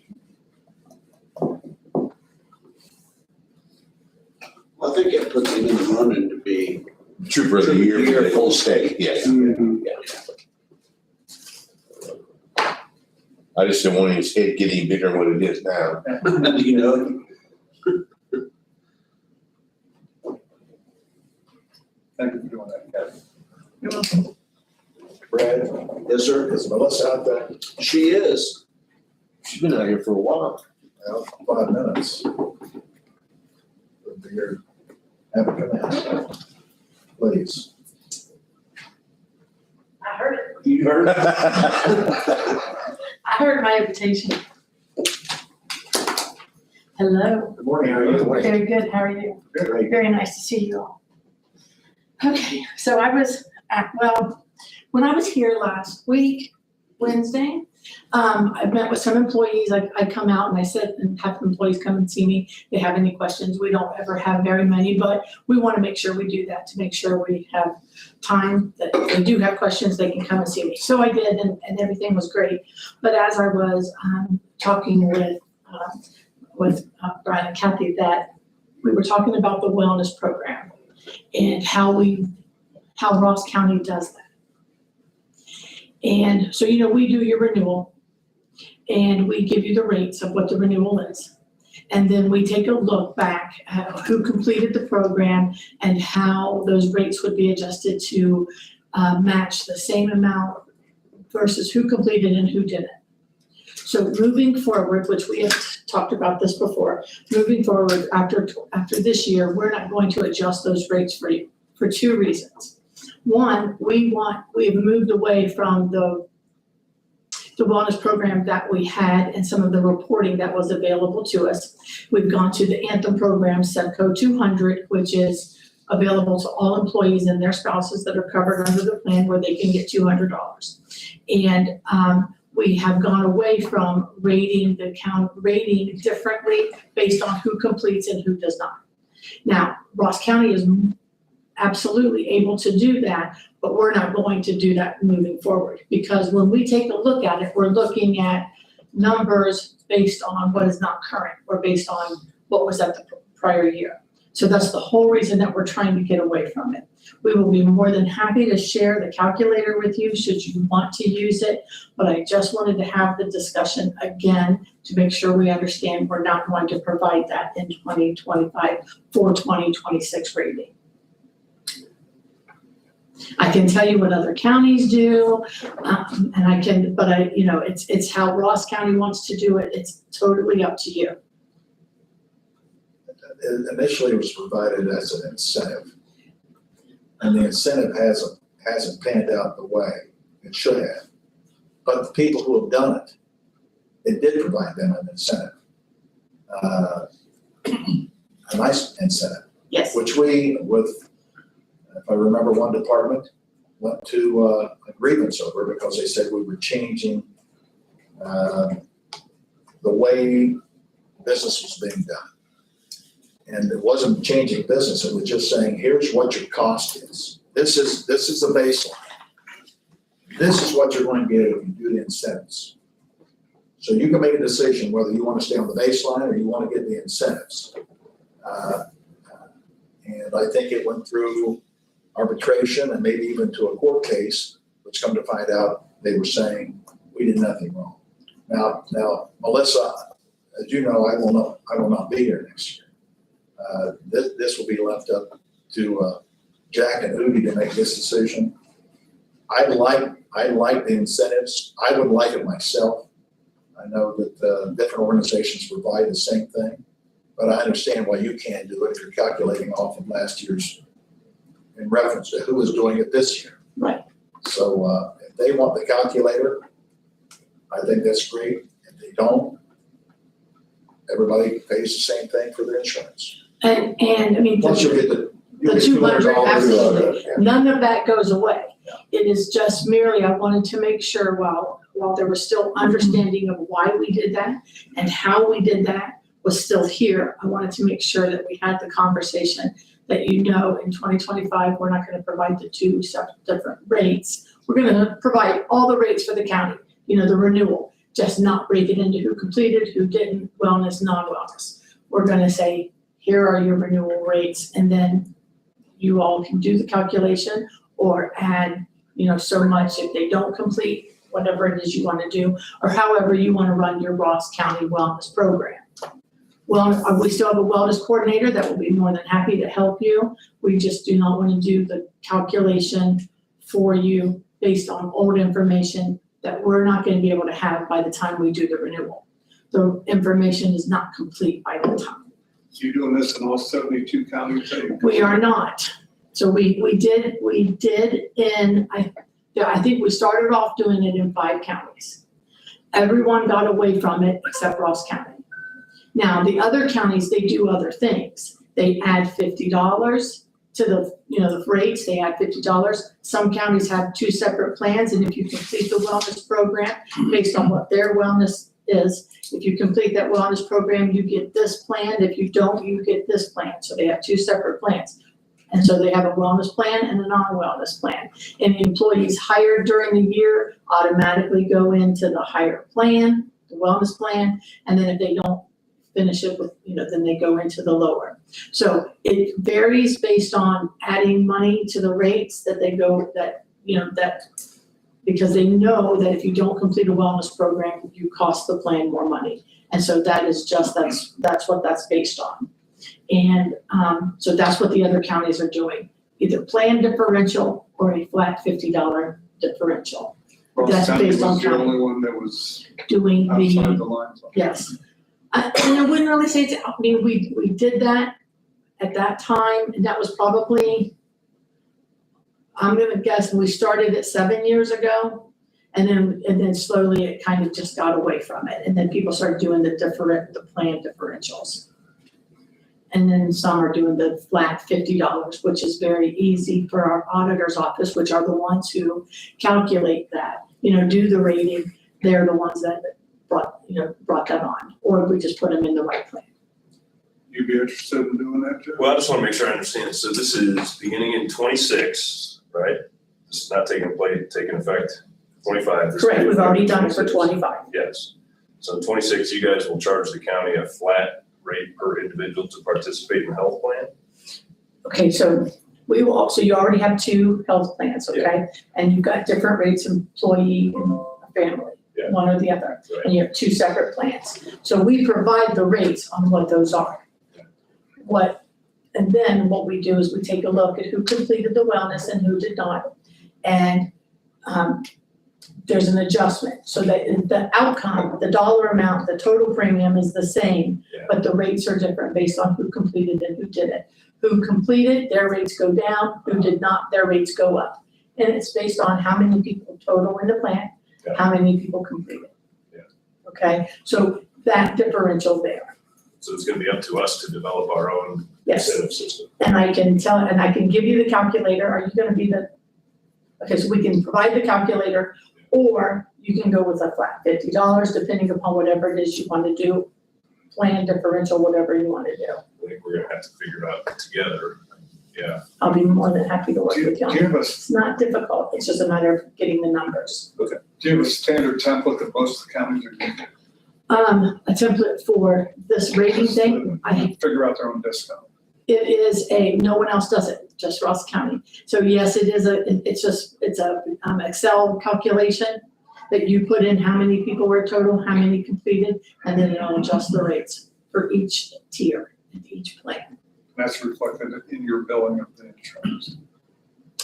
Well, it's just done, I don't really understand what you mean it's reflected in our If you billing. complete the wellness program, it costs less for the insurance. Right. Is that reflected in your premium that we pay?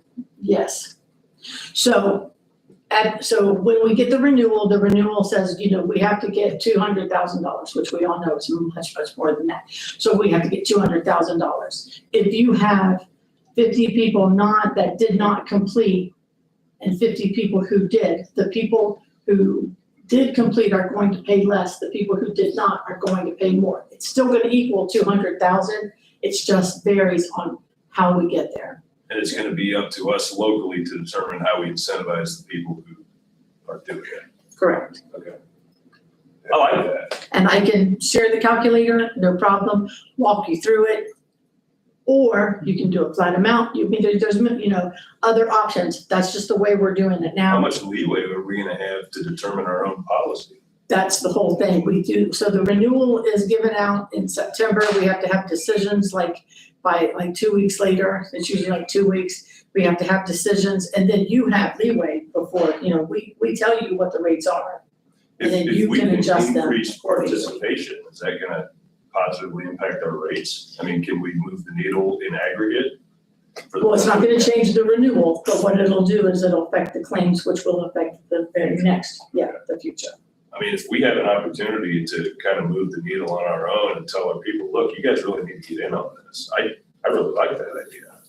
And that's what we do now, and Sarah. I just said, but they didn't, they're doing it now. Yeah, this but is it exactly seems what like we this do is now. Giving our local officials greater opportunity. For 8 years, Jeff. You and I have talked and can't understand, because it happened to me at Unioda. We gave incentives at Unioda to do wellness. Yeah. And people, they got this thought that even though HIPAA is out there, somebody's gonna find out that my blood pressure is this, or I'm a diabetic, or that information is just to you as an individual. Sheriff will be the first one to tell you, you'll have trouble in the jail. You don't wanna do the incentive programs. It's because of the shift difference in scheduling appointments and that kind of stuff, that it just. But it's only 10 minutes. I know. It's only 10 minutes to go in and get your blood drawn, check your blood pressure, you walk out, it's over with. But people who don't want to do the wellness, will have all types of excuses. I can't remember, Melissa, we can't break out of the 23 or 24%, 100% in this county that will not do the incentive. And do you think it's all because they think somebody's No, I think they watching just don't want to do it. and don't want to document it? They don't want to document it, and they're saying, what's $50 a pay, or, it's a lot to me. Well, It is that's to me, what I'm it's saying. $200 for me, $200 for my spouse, and he never saw that MasterCard, but I know where That's I right. did, and we both got it. It's, More opportunity to say, look, it's just gonna cost you more if you don't participate. Do you have any idea how many people in your department do it? I'd have to ask. My assumption is that we all do it, but maybe we don't. I don't know. It's amazing. When you start looking, you're not gonna be like, why wouldn't they do it? I I'll mean, find out, yeah. None of our maintenance guys will do it.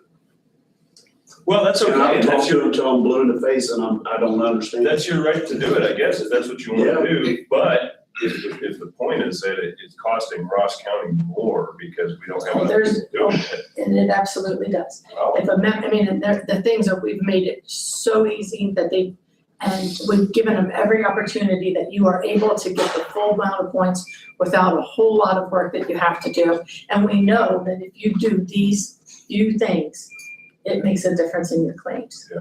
And that's the whole, and that's the prevention, it's all it is. And no one gets the results of anything that anyone And does. Jeff, what you said is a great idea. For 8 years, I've said, because I do it all the time. Number one, I want to know what's going on in my body. And this gives me an indicator. Yeah. Is there something going wrong with my kidneys? It gives the GFE or something like that. It gives you, they used to have for the prostate, it gives you all this information. You get the readout, then you take it back to your doctor. The doctor looks at it and says, hey, you're in great shape. Makes you feel better about yourself. People, or makes you aware of something that you need to that you need to take care of. Yeah. But there are some people that just do not want to do it. My dad used to say, if you want to know what's wrong with you, go to the doctor. The doctor, he'll find something, for goodness sakes. So I wanted to make sure we had that conversation before that went away. And then I got a question about the renewal that I wanted to just make sure we talk about as well, because if I get your attention, I want to take it. And so the question was, Melissa, you come in here and you tell us the sky is falling, you're gonna get 18% and blah, blah, blah, and we got a great 6% increase. Yes, indeed, and that is wonderful. But that was based on, like when I'm coming, I'm telling you exactly the real picture, nothing removed, nothing taken out, and I tell you how stop loss is taken out, any claim over 125, because that's based, or 150 now, that's based on the size of your group, where that comes out at the renewal. And that was in your favor this year, a great deal. So a lot came out. Remember all the large claims we had? And of course, you don't see any diagnosis, you don't see any names, anything like that. But we had a lot come out, and that's right on that renewal. And I did bring a copy of that, but I just wanted to make sure that you know that when I come and I tell you what the loss ratios are and how the plan is running, that's taking a snapshot, taking a picture of how it's running. Premiums coming in versus claims being paid out and what the loss ratio is. And I'm telling you how Ross County is running and how Sevco is running. So what I'm looking at, and I look at last year and I say, hey, at our loss ratio, our board voted that we did 13% increases. If we vote to have an 18% increase because we're not running well, that's what, this is what we're looking at because we have a very high loss ratio. But at renewal time, we had a lot of large claims that worked in your favor that all came out. And so that brought your renewal down to a 6%.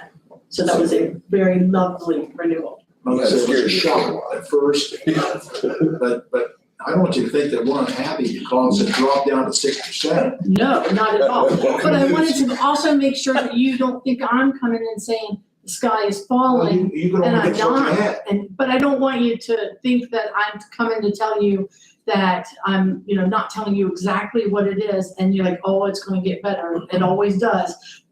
Usually it does, but sometimes it doesn't. And I would rather you be in that position than to be in, oh my God, what are we gonna do? Where are we gonna get this money? What I was gonna say is if you told us 6% and went to 20, then There'd be a problem. I'd be, Yes. Fire my body would. They'd be like, that girl needs fired. She's so wrong. So I found out, I asked, so there were 15 in the auditor's office, 13 of us did wellness this year. So in this example, the 2 that did not, with the county in this scenario had the ability to develop a policy that says, look, you 2, you're just gonna have to start paying more as a result because it's hurting the aggregate bottom line. The way it is right now, those 2 that are not are paying higher premiums They're paying. than everyone They're else. already paying higher. They're already paying higher premiums. More money's coming out of their check than the 13 that are I not, know that, and that's based on what you guys provide, but based on the rate calculations. will this give us an opportunity to kind of expand that and say, we're gonna increase further on the people who? Not by my. Not in the union, you won't. No, That'll be a I got a change. union. not by 2 unions, you won't. Yeah. Sheriff's Department union. And that's why they don't do it. Can you differentiate between union and non-union? Like, can we, am I opening too many No, cans? no, no, the only thing I would say is if they set a baseline. Yeah. And this is what you're going to pay. Yeah. I don't think it would be frugal to say, Since you don't okay, do here's it. $15 you have to pay. You're gonna pay $20 because you didn't do the incentive. I wouldn't, I think that would be, Because they're already paying that. They're already paying higher. Well, it's a Anyway. characteristic. You're making a punitive at that point. What you gotta do is offer the incentive. Yeah. So if they do it, it takes from it. Set a baseline for everybody, and if they do it, it takes from it. That's what our union told us. Well, I mean, so health insurance is one of our biggest costs, as we all know. And it's one that consistently grows at a faster rate than pretty much everything else that we pay for. So we gotta figure out some kind of a way to stem that tide. Well, it's a federal law. I mean, we have it nationwide, Yeah, that the healthcare costs are not coming down. yeah, I know. And new drugs are coming to market every day and they're wonderful. They keep people, being able to go to work, but they're very expensive. So, we have our program that has, this is what we're allowing, we don't allow facelifts. We don't allow, you have to have medical necessity to get surgeries done and you have to go to a network doctor or you pay more. But there's only so much things that we can do. Wellness is one of them, that if you participate, we know that if you participate in a wellness program, you'll cost the program less. And that's what the changing of the rates is all about, the equaling them out, or however you want to say that. So what we do is we tell you what we're gonna charge you, Ross County. And then you get those funds the way you want, the way it works best for Ross County members. So it's different, all over. I have some counties that say, here's this great program that you can be in, this benefit package, if you complete. And they all pay the same rate. Okay. I don't think we should do that. We shouldn't have everyone pay the same rate. I'm not taking, well, I mean, like versus different tiers, single and families. It's just, I'm just telling you what other counties are doing. I guess we'll just have to work on it over the next year, figure it out. Okay. the thing that upsets me with Anthem, I go get an MRI. I did my proper steps that you have to do. Did your doctor do his proper steps? Yes. Okay. And then I got a letter in the mail wanting to know, was it a workers' comp? Was it an accident at home? Do you have an attorney? Was it a car accident? I put down there, I'm old. I was gonna say, did you fall down? Did something happen? I a long time ago, I hurt my back, and now all of a sudden it's back. So it's degenerative disc, compression of the vertebrae. It hits me for a couple weeks and then it's gone. So my daughter, who was a anesthesiologist, and the doctor said, get an MRI, Dad. And my doctor here in town did the procedures, did the paperwork, sent it out there, and I won't look at my spine because it is a mess. Brad and I are experiencing, he's a lot younger than I am, but similar, what, 2 years? At my age, that's a 2 years, I'm lot. telling you, 2 years ago, I felt like. But I always get a kick out of them wanting, Anthem wants to know They everything. always wanna know, do you have other insurance? Was this in an accident? Just at old. It's better to get old than smart. So does that mean I should take my Anthem card when I go to VA and give it to them? VA will not coordinate. I know. They will not. That's, And that's- I go out to, But they don't like I charge. said, I go out to the VA and They will not coordinate at all. So if you go to the VA, you're getting your care there, they won't share information. None They will whatsoever. not coordinate costs. and I tried to talk to them and all that stuff. They said it's not happening. Nope, they do what they wanna do. Yeah. They will not coordinate. And I understand, they don't have to either, so. It's- If you ever want a second opinion, you've got a great thing to fall back on. So when the veteran, I don't know what the law is or the rule is now, the veteran decides to take his medical to a. Not anymore. That's gone. Not anymore. Okay. That was changed. If a veterans hospital near you has that, you have to go to the VA. Wasn't there a time though? Yeah, you could go to the outside. They pay for outside doctors, and now they won't. Okay, I'm not a veteran, I didn't know they changed. Well, I didn't even, I went down to the VA to have a check. And they said, well, you know, we can go to your cardio doctor out of Dina, and I said, why? And they said, because we hired 2 nurse practitioners to do that. So I just wanted to make sure I came in. So you can't go to Cleveland Clinic? If you need surgery, you have to go through VA for I heart. have to go through the VA. Before, I would go out to the VA and they would send you someplace else. It was like, well, you want to go to Cleveland or you want to go to Portsmouth? So they'll refer you, but you have to get the initial Yes. appointment through the If VA. anything that happens with the VA, if it's military type thing, you have to have it done out here. If they don't have, if they have a doctor out there and somebody out there does it, you have to go out there. Or they send it to any place else. Do you guys have anything for me? Some burgers are, I know, unless I have nothing. gentlemen. I'm good. It's a pleasure working. Thank you very much for your time. I appreciate it. I just wanted to make sure we had that conversation. Yes, you had it scared. You had it scared there for a while when you said Yes. 20%. I'm thinking, oh my When, you're like, God. why is she here? Yes, we'll see you at Winter Conference. Yeah, we will. Did you come to Winter Conference? You don't have to. No, but the new guy was. I'll be there. You'll be there? Good deal. You met David I'll buy you a West? coat. I have not. David West. You're our new Yes, commissioner coming Mr. in. Elect, yeah. Well, congratulations. Yes, congratulations. Welcome aboard. Thank you. Okay, thank you. Thank you. Thank you. Okay, see you. Thank Brad, you have anything? I think I gave you everything I had. No, I didn't.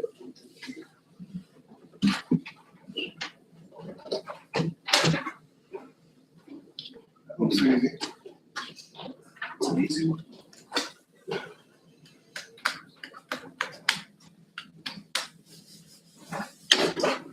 This is from Ty Henry, Ross County Clerk of Courts. Please accept this as my resignation from the Ross County Clerk of Courts office effective December 31st, 2024.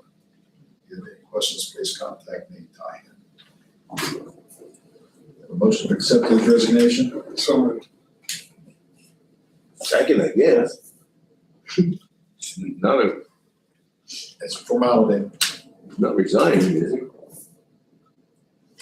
He didn't run for reelection. That's what it He's resigning on says. behalf of the voters of Ross County. Huh? He's resigning on behalf of the voters of Ross County. Well, he never, I I'll mean, turn my letter in next week. I remember him talking about this in his budget. what's that say? He'd come up here and was talking about Didn't it. it I'm have to thinking, do with, like, he didn't want to go into the new year for payroll purposes or something like that? You'll already be in that, right? he would already be in. It was some kind of really You'll be mundane on that payroll. explanation. Because what would they do would be, Jordan will come in. I think it meant that he's leaving like now. He's what? He's leaving now. But if he's supposed to be until the 5th, when is Jordan allowed to come in if he resigns? I can't answer that. It's All I gonna be can- the 5th for him to. Still gonna be in the actually start, 5th. His term doesn't commence until. I know it doesn't commit till the 5th, but who's in charge of that office His between that? deputy clerk. Mrs. Rose. The Okay, deputy clerk will be in charge. It has something to do with payroll and taxes and I heard him saying that, I just, kind of, Vacation. On vacation. No cruising. He did say that. I do remember. Remember that? Yeah, he did say that. well, regardless, if he resigns,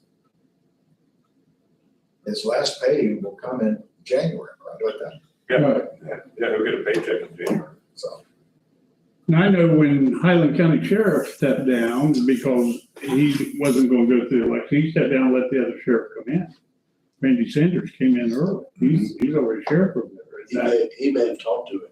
I don't know. All he did was come up that day and hand us that letter and said, I'm out. It's effective December 31st. Is that what it says? So how's that work, David? Is that what it says on If they need information to come in even though the term commences this period.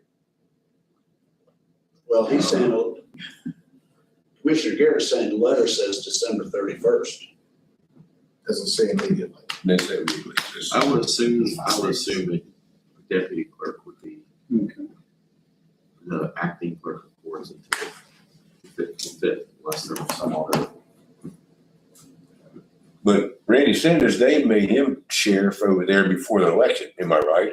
No, they made him after he was elected. And after he was elected in the preliminary, there was nobody. In the primary. In the primary, nobody ran against him in the That's when they general. made him sheriff, yeah. So that's when the sheriff stepped down and gave him the position. I guess technically, sorry, I was saying, just like technically, I guess the Ross County Democratic Party could appoint somebody for 5 days to be the clerk of courts if they wanted to. I might be overthinking this, but it's a real thing, I guess. Like, there's all kinds of stuff that my signature goes on, Jeffers' signature goes on, like official documents. Kathy's the recorder. I wonder if we're gonna have to get something figured out for that period of time for business that's conducted in that office. I don't think you have to, because his deputy clerk signs off on stuff too.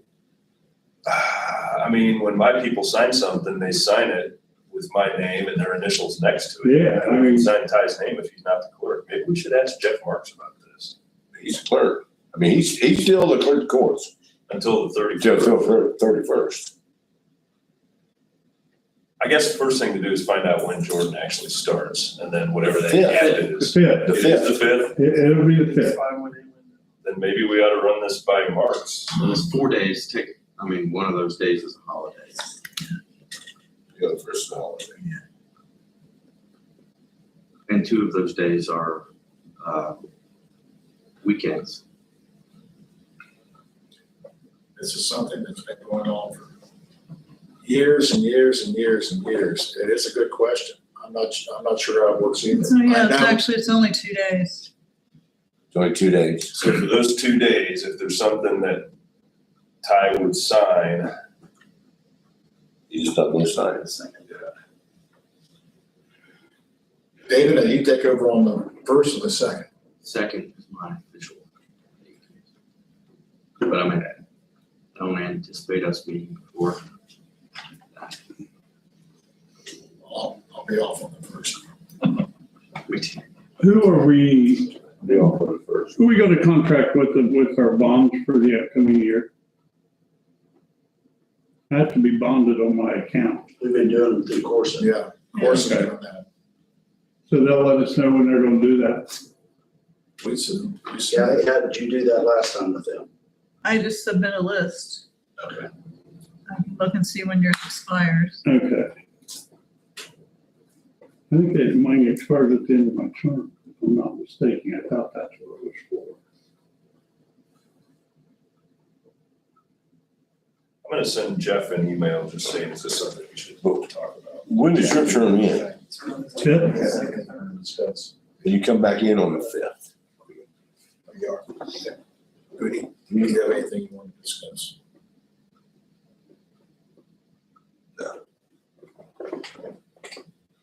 Well, I guess I kind of have a question, and I don't think Jack, it's a bad idea with property. That integrated services going to take out by the GDC. Well, what does a swap look like? That's a Jeff Marks question. Because I know that, remember, Pioneer Center wanted wanted to switch that 5 acres they have on Adina Road with their property that we have where their school's at now. They wanted to do us a land swap there. We said no. This land, Because it was $1 million, whatever the building is out there, and $3,000 for the 5 acres or whatever.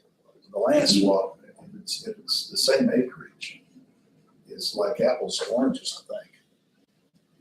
Well, like I said, my thing is, if I'll offer them 5 acres out there for a land swap for their 11 acres, We don't own any of that. We don't own integrated services. we don't own, but we own land out there, farmland out there. Pull that up and see what it is for Metzger's. We own farmland out there. I don't foresee, I hope they do, but I don't foresee integrated services doing anything for a while. Well, the only thing they were gonna do was take that building, what was the old building, and they were gonna remodel it. They were demo, then they went to it, they were going to demolish it and build new. Because there's so much stuff in it. Originally, they were gonna just fix up the building, Correct. then they were gonna demo it. I never heard that I think piece. there's, after it's sat there that long without heating and cooling, there's probably mold and all Oh, kinds it of was a mess. I couldn't believe they were going to. They were going to demolish and build new. Because they wanted us to hurry up and get that chain link fence tore down and all that stuff like that. And they said, hurry up and get that, because we're gonna build out there. You guys approved all that too. Yeah, like I said, we approved all that since I've been here. So did they ever pay for that space, or were you guys gonna give them that space? I can't remember how that went.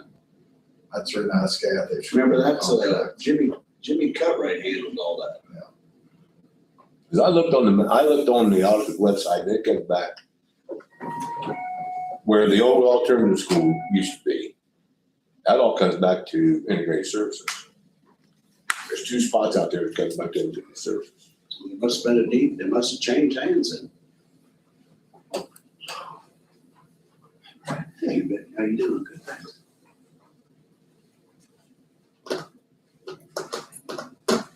I don't know. Kind of stuff runs together there, but I know we went through it for long. That started at 480. You're talking about road, right? Yeah. Road and farmland? Was it road farmland or is it? I don't think we're talking about 2 different things, sir. Yeah. Road and farmland is not JDC adjacent property. Right, JDC is owned by JDC is under JDC. And where Rooms used to be, it's now under integrated services. Didn't integrated services buy something on an extended road? Yes. Goes into JDC? Yes. Is that the farmland we're talking about? Let's go pull it up. You was about to, I see.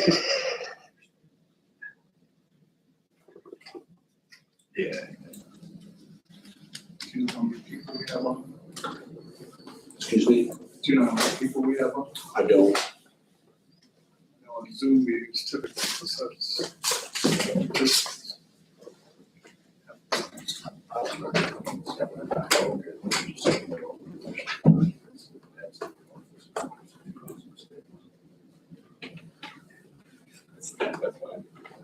We have one so far.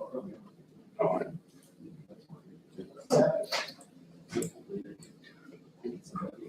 Yeah.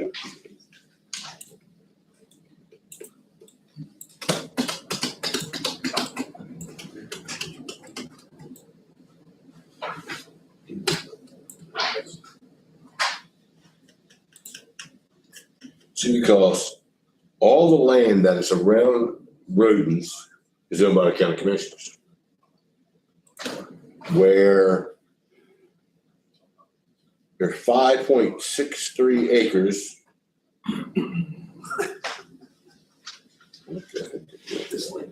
Well, that makes sense because Doug was mowing it at one time and then he quit mowing it and I mowed it. Me and Keener mowed it because it was county property. That's when we didn't have the service out there to mow it. That ain't right.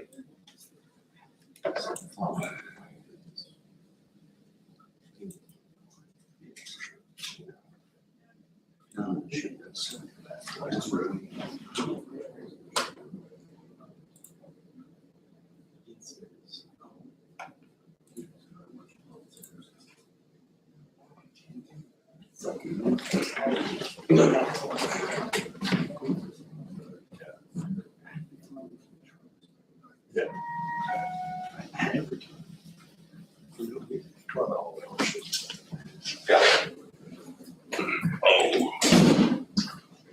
Mr. Chair. I can't hear anymore.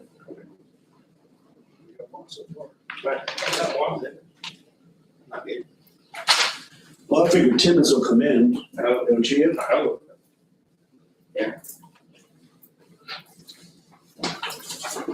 Because where all the rooms used to be, it's owned by Integrated Services. The one little building. Well, it says a whole lot.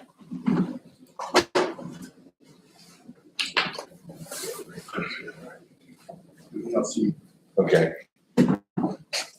See, it's got Integrated Services on that whole thing. And the Rubens LLC, get rid of that.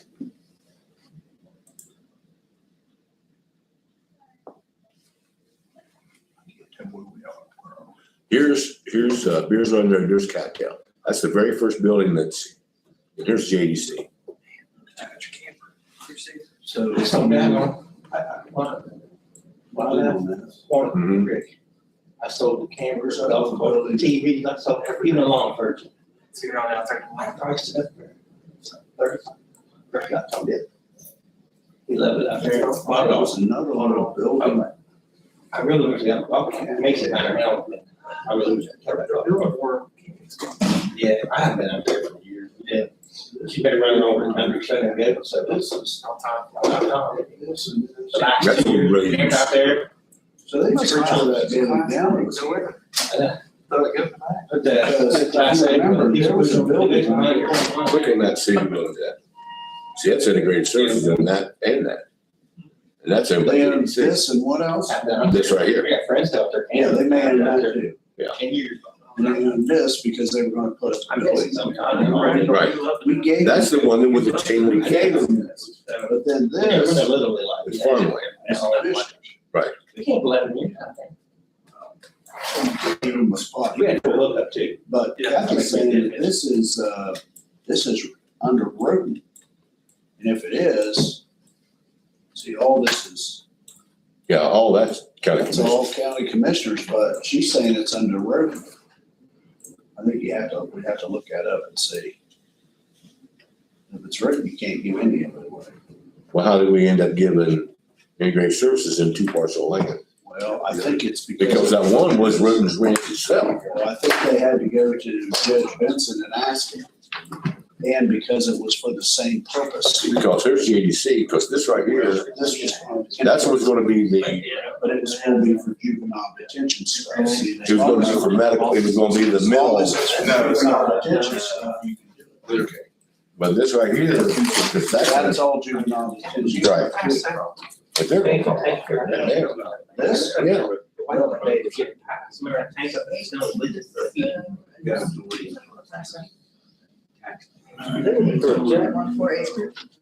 I don't know, it was like 18.14 acres.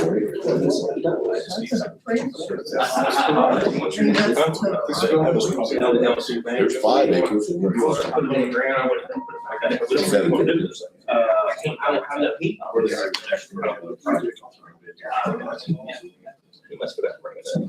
Yeah, I'm trying to get that. Yeah, that's 2 different properties. Okay. How did Integrated Services end up? How do you give it Integrated Services that way? Are you coming over here for building? Did we sell it? Yes. He said, well, we don't want these. I said, yeah, but this has to be. I said, you gotta eat. It's like, boy, Not right. Is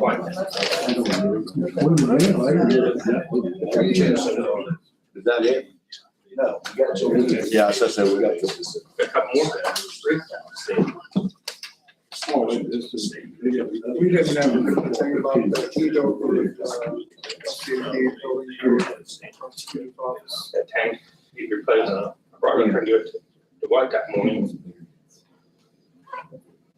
He never brought it up to us. What was the company? Home. won't do it. We got them turned off right now. Do you remember how much that costs? 77 or 7,800, or 7,600 maybe. I can get it off. Huh? Is chair more comfortable? I mean, we can look at it. No, we don't want it up. Yeah. I know. I learned that. It's amazing. So what happens is there's water in the lines, once it starts evaporating, it starts going down, the loops heat, it goes down. I can turn it back on, let it leak for a little while to get it filled back. Once it starts going really hard in the winter time, it won't keep up. So, yeah. But, so we'll get it this week. Okay. I'll be right They'll be able to get that pretty quick. I mean, they'll be able to get it. Well, you know, like I said, I can turn it on. Print that off so we have a. So. How are you? How are you? Good. Deliver a proposal for that. I will take that. Jill. Yep. So, yeah, short answer. No.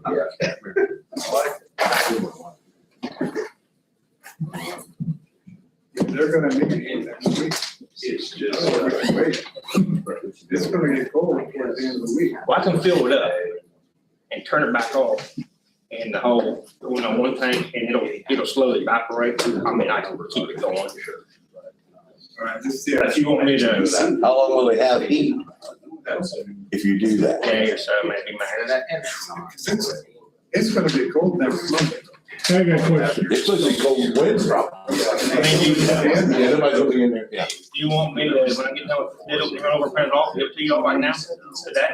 I think so. Yeah. It's 56 today for the high or something. Yeah. So Yeah, but this next coming weekend, they said it's gonna be it's gonna be cold both days and nights. Yeah. I got a question. Yeah. Over at the jail, we still got our white valves on there on our outside speakers. Should that be taken That's, off? okay, that's. Yes. That's just. They're still on there. Because the frost freeze, you don't get it hard, you don't get them off, they're freezing. They're still on there. I know it busted out. We've been taking all barbed off. Yeah, they have to stop, yeah, they're way back in the wall where they shut off. Yeah, we've been going around winterizing, it's on my list coming up.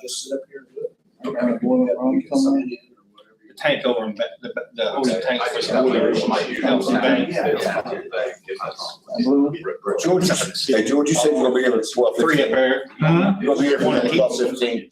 Only one heating one. Give me an idea what it's about. I have no idea. I called to see if he said, but it's either about the sheriff's officer or the squad. That's all he mentioned. Yeah, I already got them. Who knows? Was he trying to get an answer from us or what? You know he got that bar levy dropped out there, right? Yeah. Sorry, I'm not in it. You're totally done down there. Yeah.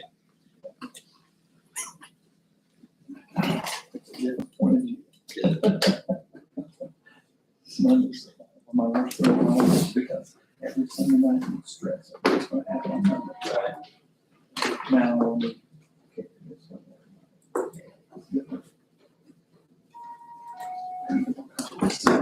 Yeah, I know, I like that one better.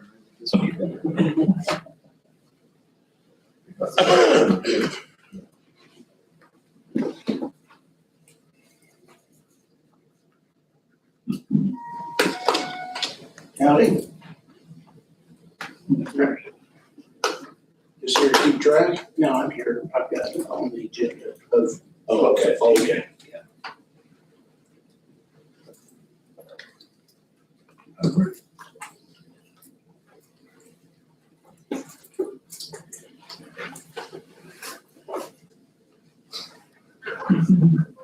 Matter. That's just, you guys stop coming in. Sheriff, every time he comes in here, he wants money. Oh, sure, they tell me the same thing. I've been in here all day and haven't asked for a dime. You did ask for money when you wanted them locks. Well, Well. that's necessity, man. Okay. And that wasn't asking, that was begging. I really wasn't asking, because you had money in your other accounts and you could switch over. That wouldn't.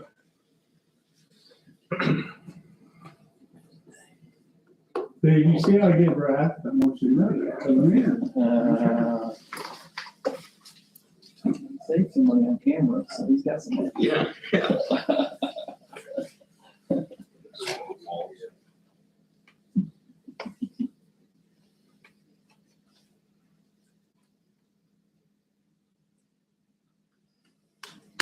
Kathy, did you watch the Buckeye game on Saturday? Uh-huh. Is it true that at the end of the game, Will Howard went up to the camera and said, Google that? Did you see him do that? I did not. Somebody said they. He did something like that, he went like that, and then like put something down and, I was on the sideline, he did that. yeah, he did that on the sideline. Yeah, he's like. I didn't know what he said. Smoking a cigarette. Yeah, put it down and then stomped it like he was rubbing it out, but I thought he did that because, you know, Signetti had said when he first became the coach at Indiana, he said, I win, Google me.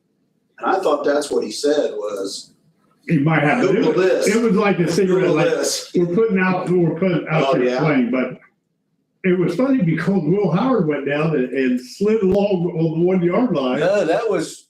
I mean, Henderson slid on the 1 yard line, and then he ran it in. That's just a 35 seconds ago thing, because they're complaining about taking a knee, and he's here, and something about, Will Howard said, here, take this knee.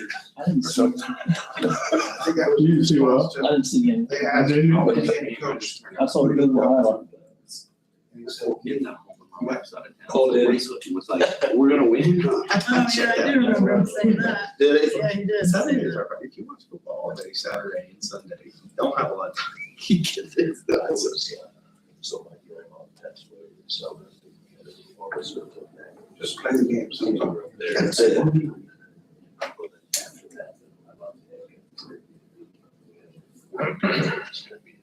Football for like Had a 9 good time hours. though. It was a lot of fun. Right. We watched like 9 hours of football Yeah. all day long. It was a great time. My son is 9 and he's always the youngest kid. My brother's his boys are 4 and 2. So it's been following my son. It was, We're gonna have our annual dinner thing.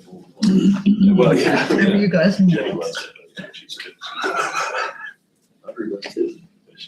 Second, 9th, the 16th, and the 23rd.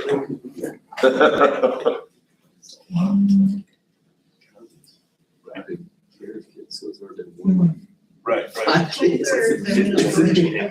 That's the thing I was thinking. Don't have to do it on Monday.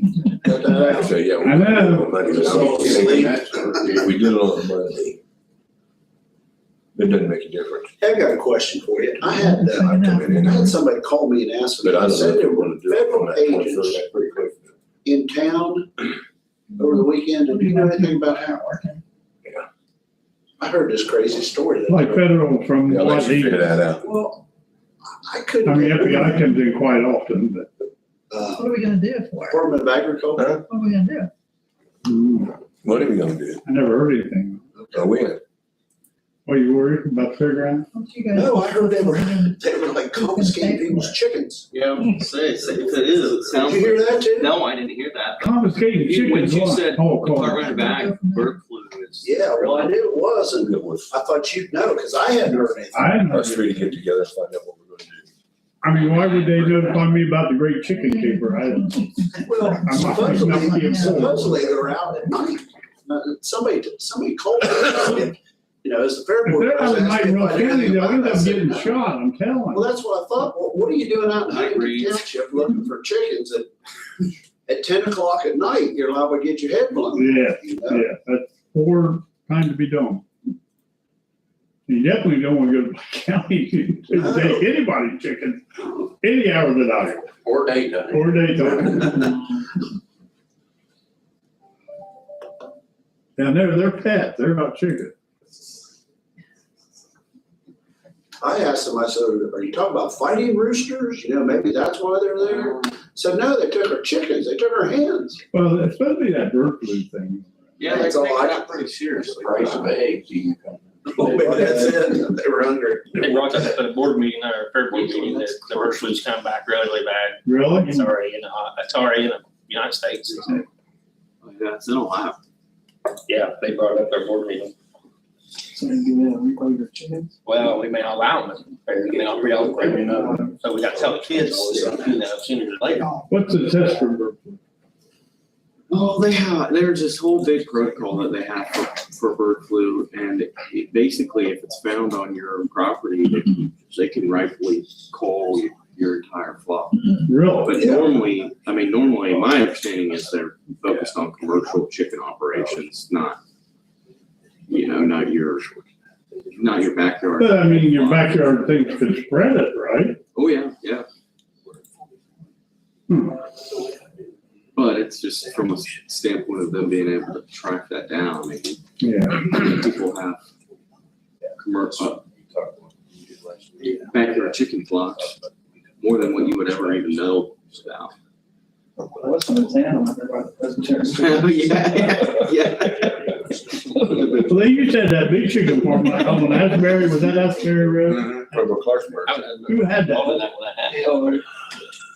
I don't remember who it was. When I was a kid, they had 035 and 138 Peterson's had a turkey farm there. Well, I know that chicken farm, there were thousands of chickens. Oh, yeah. So I used to go and we used to load the turkeys up on a semi truck. I worked in chickens. Every Every had a big chicken farm in London. Well, I mean, Clarksburg had a big one. I remember nights going out there. They were out there working all hours of the night from it. It was amazing. Got 3 minutes. Radius around, once they have an infection, they do a whole radius of places that could have been impacted. Because it can it travels through the wind. I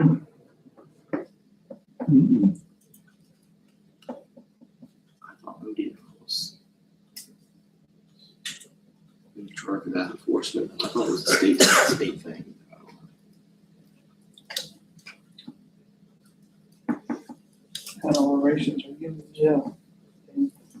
What kind of orations are they bid on? Metal plates on the outside walls.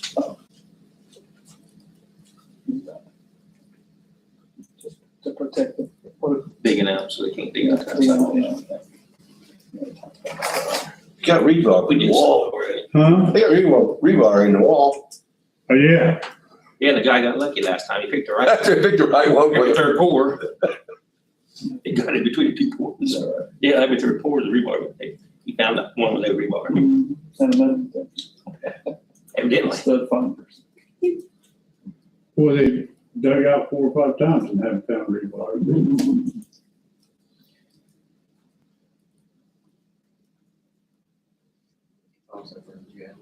I tried to escape. I know when they built Fayette County Jail, Vern went over there and watched them put rebar in all of them. And now they put it in every 12. Oh, do they? So they do about every more than how much, like 12-inch blocks. Every 12-inch block. 4 and 5.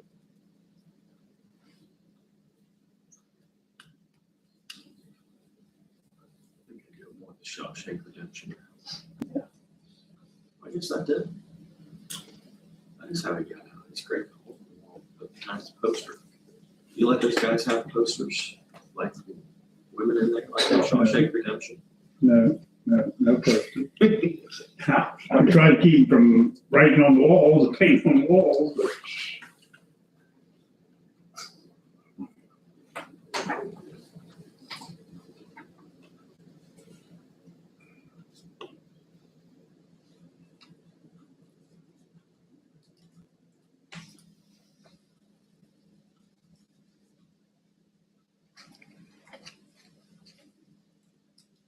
Time goes slow when you're waiting on time. What the guys next door say too.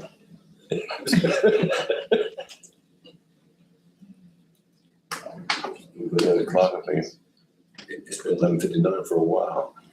Yeah, 10 seconds.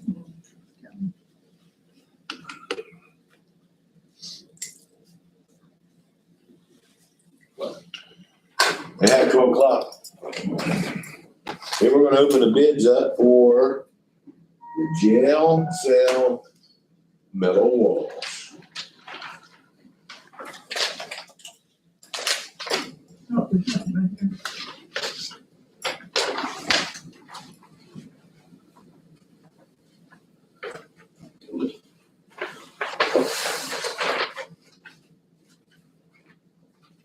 It's up to you.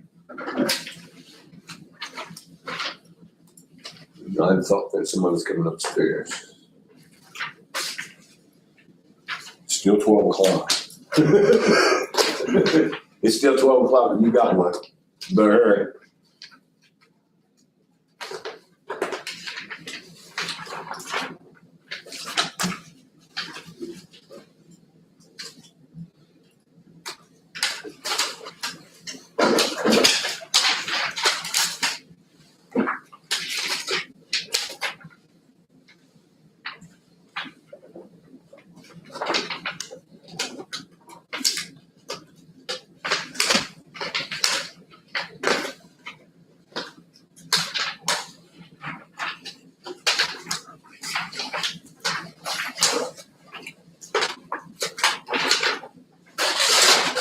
Here you go. Stand up there.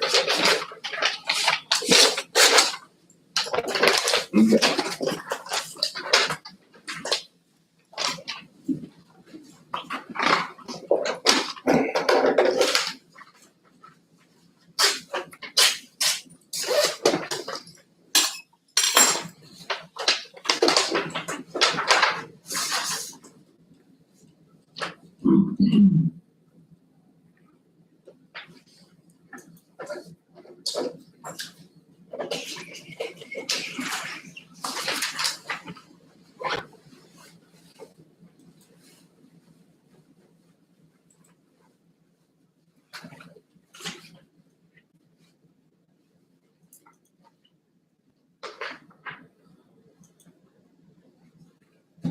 Setterlina?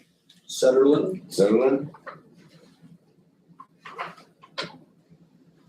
1,404,000. Lump sum, all work.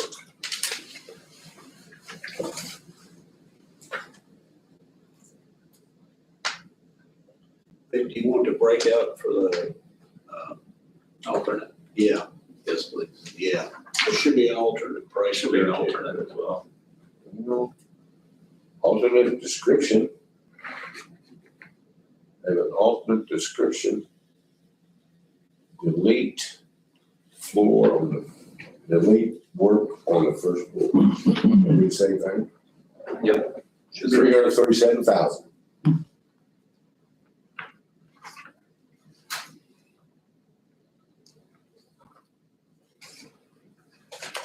I'm looking at the same thing.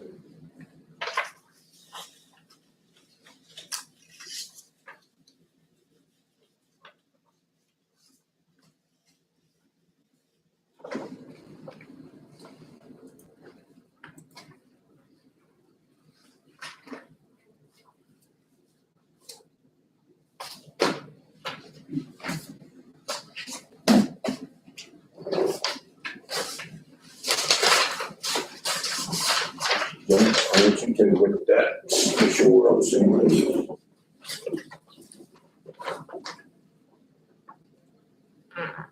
Next one is Stockmasters. Meisters, okay. Make sure we got the right name.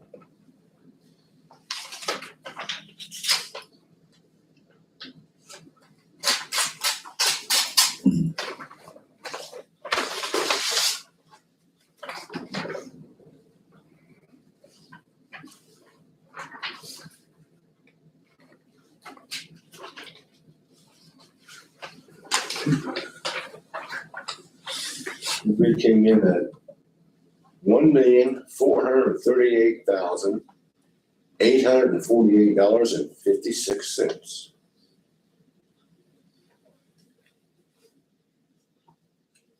Did you get that? And alternate description is 302,485.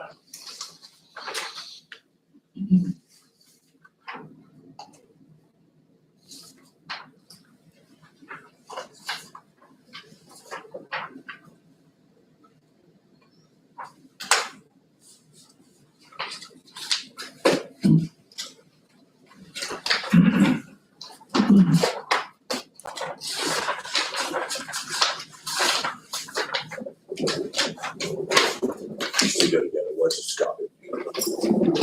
IRR.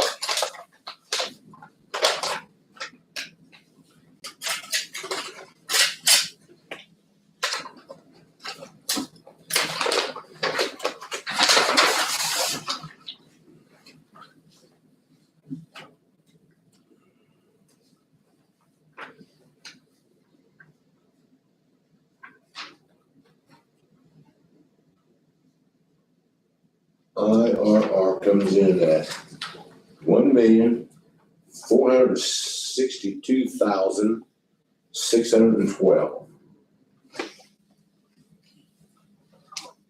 Alternate description of 399,437.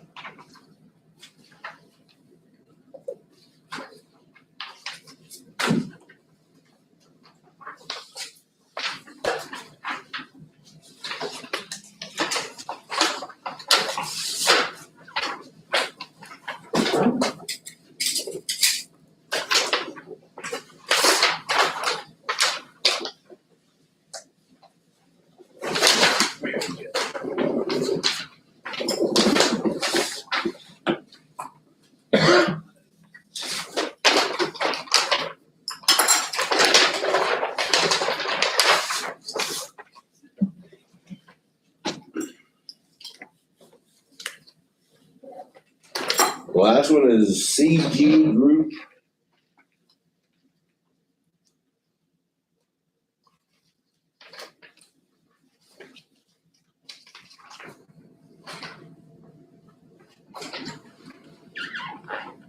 CG Group come in at $1,865,000.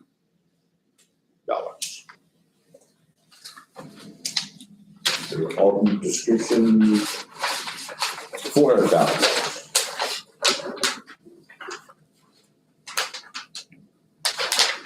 There you go.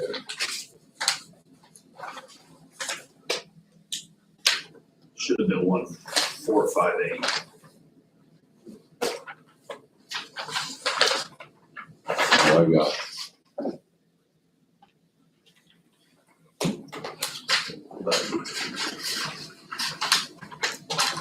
I got that.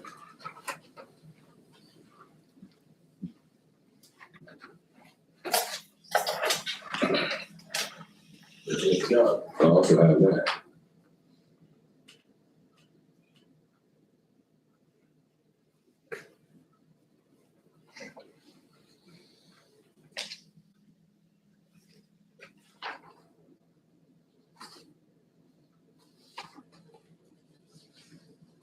So you're giving me two bids at the same time?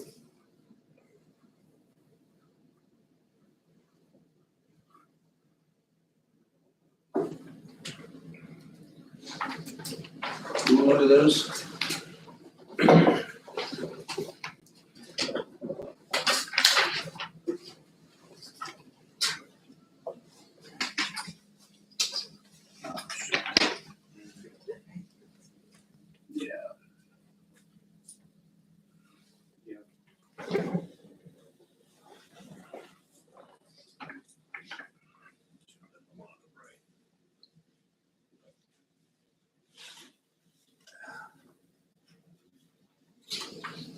I don't think we can take it. Yeah. Sorry about that.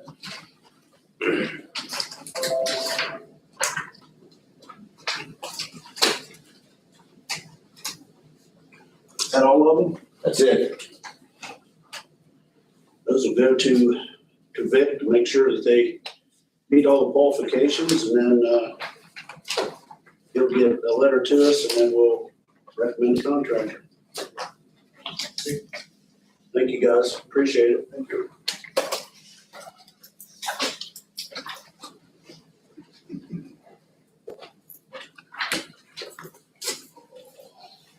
Thanks, John. Thank you. Thank you.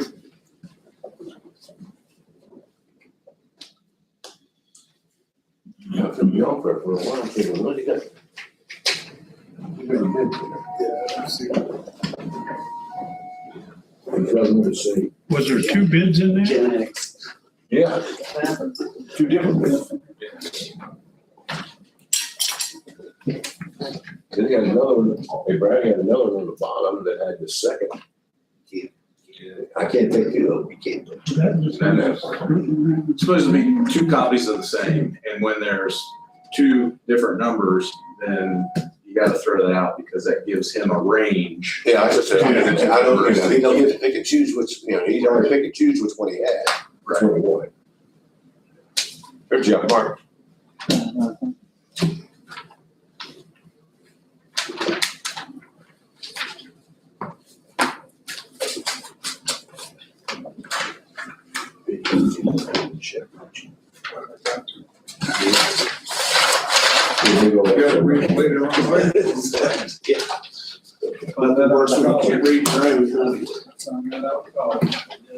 Thank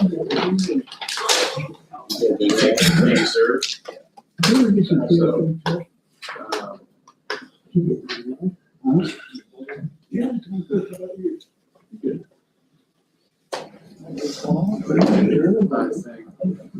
Oh, it did? Lovely. It's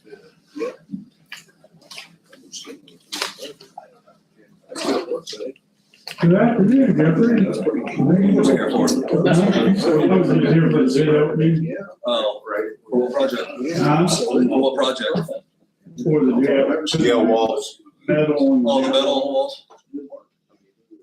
Did I get the bid? Huh? number he was way out of the ballpark for the other guys. But Yeah. his low number. Well, we do have a question for you. Of course you right in line with everybody else. In fact. Mr. Runner has a question. Okay. Yeah, you never know how they're gonna. Titan court. Yeah, Yeah, If the I sent you an email. if he leaves on the 31st and his time's not done until the 5th, who takes But I up? don't know that. It's just kind of what. No, I have the Running running soon, suit. that's gonna take me to new. And here's the thing. So I guess It's his deputy. It's, there's really no need to, Of course. to do anything. You've got the election, which is set when the next person takes office. Yeah. No, I know, like especially with Judge Schmidt and with myself, we had that 45-day window where they were elected, took office, the office was vacant, and the party had an opportunity to appoint someone. Right. So the commissioners then would step in, and you guys appointed me to fill in until the party formally appointed someone. So in theory, the commissioners could Jeff, here's what. appoint someone for that 5-day period, or just So there were 2 business days during that period, and like all kinds of stuff downstairs when they do it. Any kind of document that puts my stamp and signature on it. So for those 2 business days in the court's office, whose signature is going on these government documents? Does that matter? That's what I was wondering. whose signature would go on those documents when Ty would be on vacation? Will it be the deputy, but Ty's no longer the clerk? You know what I mean? Like what they do downstairs is they stamp my signature with their initials next to it. And I don't even know if this matters, it's just something that came up. Because we're gonna have these 2 business days where business is being conducted, where we don't actually have a clerk of courts, technically speaking. I don't know if that matters or not. What days would those be? Thursday and Friday, the third and the 4th. Okay. Second, third. Is it the second and third, I'm sorry. So we're gonna have these 2 business days where there's no actual clerk of courts. No. 100 days. I wouldn't do it because I got Mr. accounts Clark. that people can write checks on. It's your turn, sir. Okay, good morning, Jim. Morning. I'm here about an issue. I don't even know if I'm in the right place to do this or not. I just want to bring it to your attention. I've been dealing with our township trustees, which was Huntington Township, since the fall of 2023, after some heavy rains and an erosion issue on my property as a result of water that's being discharged on my township culverts. I have a copy of the meeting minutes from January 24, where Gary Hopkins, which was in the president, said it would be a summer project. I can't get any feedback on it at all since then. and the erosions continue, and I have 8 foot deep chasms in my roadway on my property. And I can't get any feedback from trustees at all.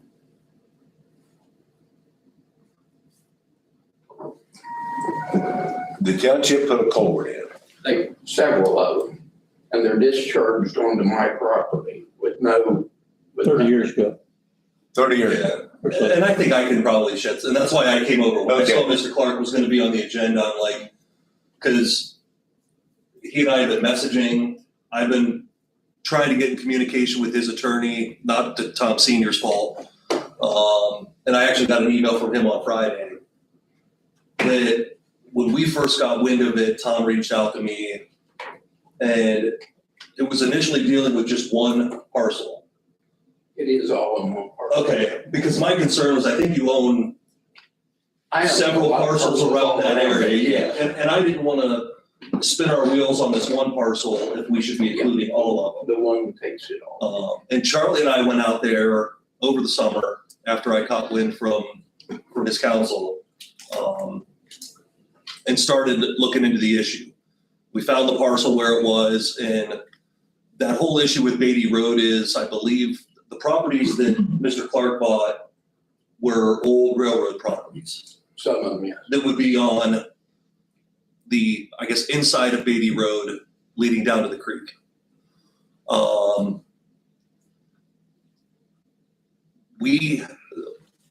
Mr. Wortman had somebody from his office do some digging around in the old archives to try and find out where these culverts were, where these culverts are now, how that happened. And I want to say it was 30, 40 years ago, I think, in conversations that I've had with the township. Trying to figure out who put them in, when they were put in. I agree with Mr. Clark that this issue's probably gone on longer than it needs to, and I'll fall on the sword on that. Once Mr. Spetnagle reached out to me, I kind of told the township, look, there's an attorney involved. You shouldn't be having discussions with him about it, things of that nature. So if they've been silent to you, then that was at my request. So don't blame them for that. Mr. Spetnagle in the email Friday said that we have his entire express authority between yourself, myself, the trustees, and Charlie to sit down and see if there's a way to work this out without That's what. Tom Senior being involved. Yeah. I reached out to Charlie this morning when I knew I was coming over here. I haven't heard back from him, but I've also been in court since 8:30 this morning. So I've got 2 trials that were gonna take up the rest of my week that are not happening now. My whole goal this afternoon is to reach out to Charlie because it's one of those situations where he and I will talk and he'll refresh my memory on where things stood and what we were looking at. And then something comes up and it's another 2-3 weeks and I'm kind of starting over from square one. So, I'm sitting here telling Mr. Clark, this delay, if you want to put it on someone, it goes on me.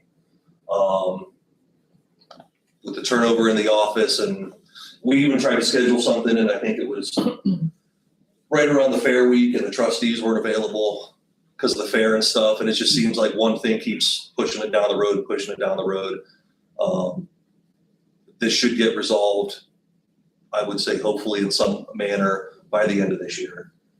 There's no reason why it should go that long. It's just, let me talk to Charlie. We'll set up a time to sit down, and even if that's in the next couple of days. Now that my schedule has gotten considerably easier the next couple of days. And we'll get the ball moving on this and get it over with. So I think the trustees deserve it. It's not, we'll get it done. Appreciate you taking up the mail on that. Thank you very much. Absolutely. Yes, every significant rain, like the rains we had from a hurricane which is unheard of in our area, but I lost another foot of my roadway after that rain. I just don't feel like I should have to carry the whole burden of the erosion that's taking place on my property, by water being directed onto my property. See, I'm willing to help in any way I can. I don't prefer to go into litigation on this at all. I prefer, and I don't see no need it should have to. So Yeah, it's just a matter of getting it figured everybody getting together on the same, Yeah. You know, how the culverts were put in. Right away. We can't go off right away, people's property. Yeah, you can't go off right away, so 15 you times a day. probably didn't do anything to, yeah. The 30-foot right away on that road, it is well off the right of way. So it's off the right of way from where you are, okay. This never really got to be an issue until a few years ago when our road was chip and sealed, which was thankful for the chip and seal, but the road was properly ditched at that time. And that ramped up the discharge through these culverts because water could then get to the culverts where before it was just running up onto the roadway. But now it's going through the culverts and it's cut 8-foot deep chasms. Yeah, there's some big culverts that come down underneath the road and go out the other side, and some of them are built out pretty far, some of them aren't built out as far, and that's what's. My property runs parallel to Beatty Road, but my property's lower. And originally the culverts went underneath the railroad, but now they've been discharged onto the top of the railroad and they've just, but that railroad is my access to my other property that runs along the railroad. We could all get together and blame the railroads. That's what I said, blame the railroad. They got the deep pockets, let's blame the railroads and get them in here to fix some of this. There's nothing that makes me happier than be able to meet with these guys there and come up with a solution to the problem. And And that's. I think that's what's gonna happen is everybody's gonna work together and find out how to solve the problem. Yes, I appreciate it. And that's what I've asked for. That's what that was the whole reason I even consulted an attorney was because I couldn't get anybody to meet with.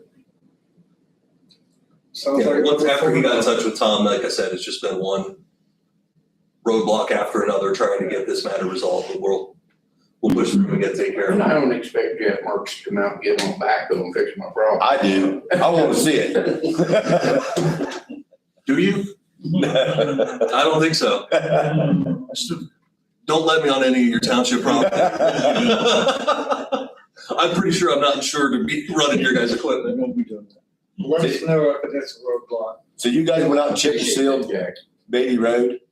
I'm sorry. What? Yeah, You we said something about chipped and sealed a few years Yes, ago. but before that, it got ditched properly, which was the first that road had been ditched in years and years. So when they ditched it, which brought all the water back to you, It put it back through the culverts again. instead of going over top That of the road has road. been going on a long time. To fix that, it would cost the township several $1,000s, up to 10, 15,000. We're going on, then when we get 15 phone calls the next day, wanting Everybody else. wanting their property fixed. Correct. So we don't go on people's property to. Do any property house. You're right. But what happens whenever the damage caused extends onto my property? I mean, our property's right. My section of the railroad runs right parallel with Beatty Road. And it. I think the county engineer is gonna tell you the same thing. He will not go on private property to do a repair. But that's been the hardest part of this, is trying to figure out where the culverts were on the old diagrams, and I can't think of the day. AT&I. Day? Is that the employee with the engineer's I office? think so, yeah. Yeah, Tom, he did some digging around into the history of where the culverts used to be, then the road shifted, where the culverts are now. And I've still got all those blueprints laying out on my conference room table. Just waiting to talk to Charlie to have him explain it to me again. So And I'm sure Mr. Marks would be better versed in it than I am, but since in this last over a year, I've been doing a whole lot of reading on Ohio's water laws. And what I have read is you're not allowed to discharge water onto another person's property without some means of erosion remediation or an agreement between both parties. And when I say Mr. Marks would be better versed. And that's generally the breakdown. That deals more specifically with private property owners. There is some immunity for political subdivisions, but it's not a blanket 100% immunity on it. So that's my conversation with Charlie, is just kind of sitting down and having him explain it in layman's terms to me. What what impact the culverts are having on your property. Right. And the responsibility of those culverts, and that's where. And because I just use that railway for access to my property, and I'm not expecting water to not be discharged on my property. I worked in the aggregates industry for almost 30 years. You know, if we can fill in with riprap and then smaller riprap on top of it where I can get my tractor across it, I'm fine with the water running through it. I don't have a problem with that, just so that I'm not prevented from using my property. Like you guys got it worked out. Take care of it. Feeling better now. Well, glad, that's why I'm here. Show up, So up, sprinkle stuff. the dust on it and we're good to go. No, I do apologize, Mr. Clark. Okay, I'm looking forward to us meeting up there, I really am. Absolutely. That's all. Okay. Thank you very much. Thank you, Eddie. Thank you, Jay. Thank you. Brian's James out there. Who? He's gonna bring some papers to us. He was there a minute ago. Yeah, is he right there? They don't have any heat over to the park. Randy and I were just money for $7,800. Jeff Morrison is really, really mad here about 2 weeks. What? So that was his tech order, they don't have any. I was in there for 8 hours yesterday, we don't have any heat. Yeah. Second. All good, aye. Don't worry about the 2 weeks. Yeah. Let's look at the order. Yeah, you don't need that. No, that's hers. We'll get to meet him now. But it's funny, I don't know what it is. We moved into that office in January, it's back in 19. Appreciate And when you get to January, February, March,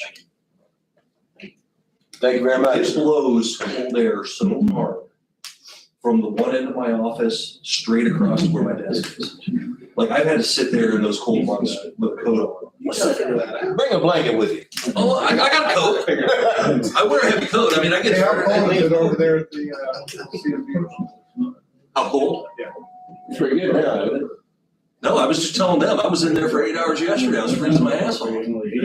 That's because on the weekend, we should have the heat off on Saturday. We do have to set that. I'm sorry, maybe I should work when it's more convenient for you guys, and not when it's more convenient for me. That's $7,800 to keep you warm. Yeah, well, this works out great.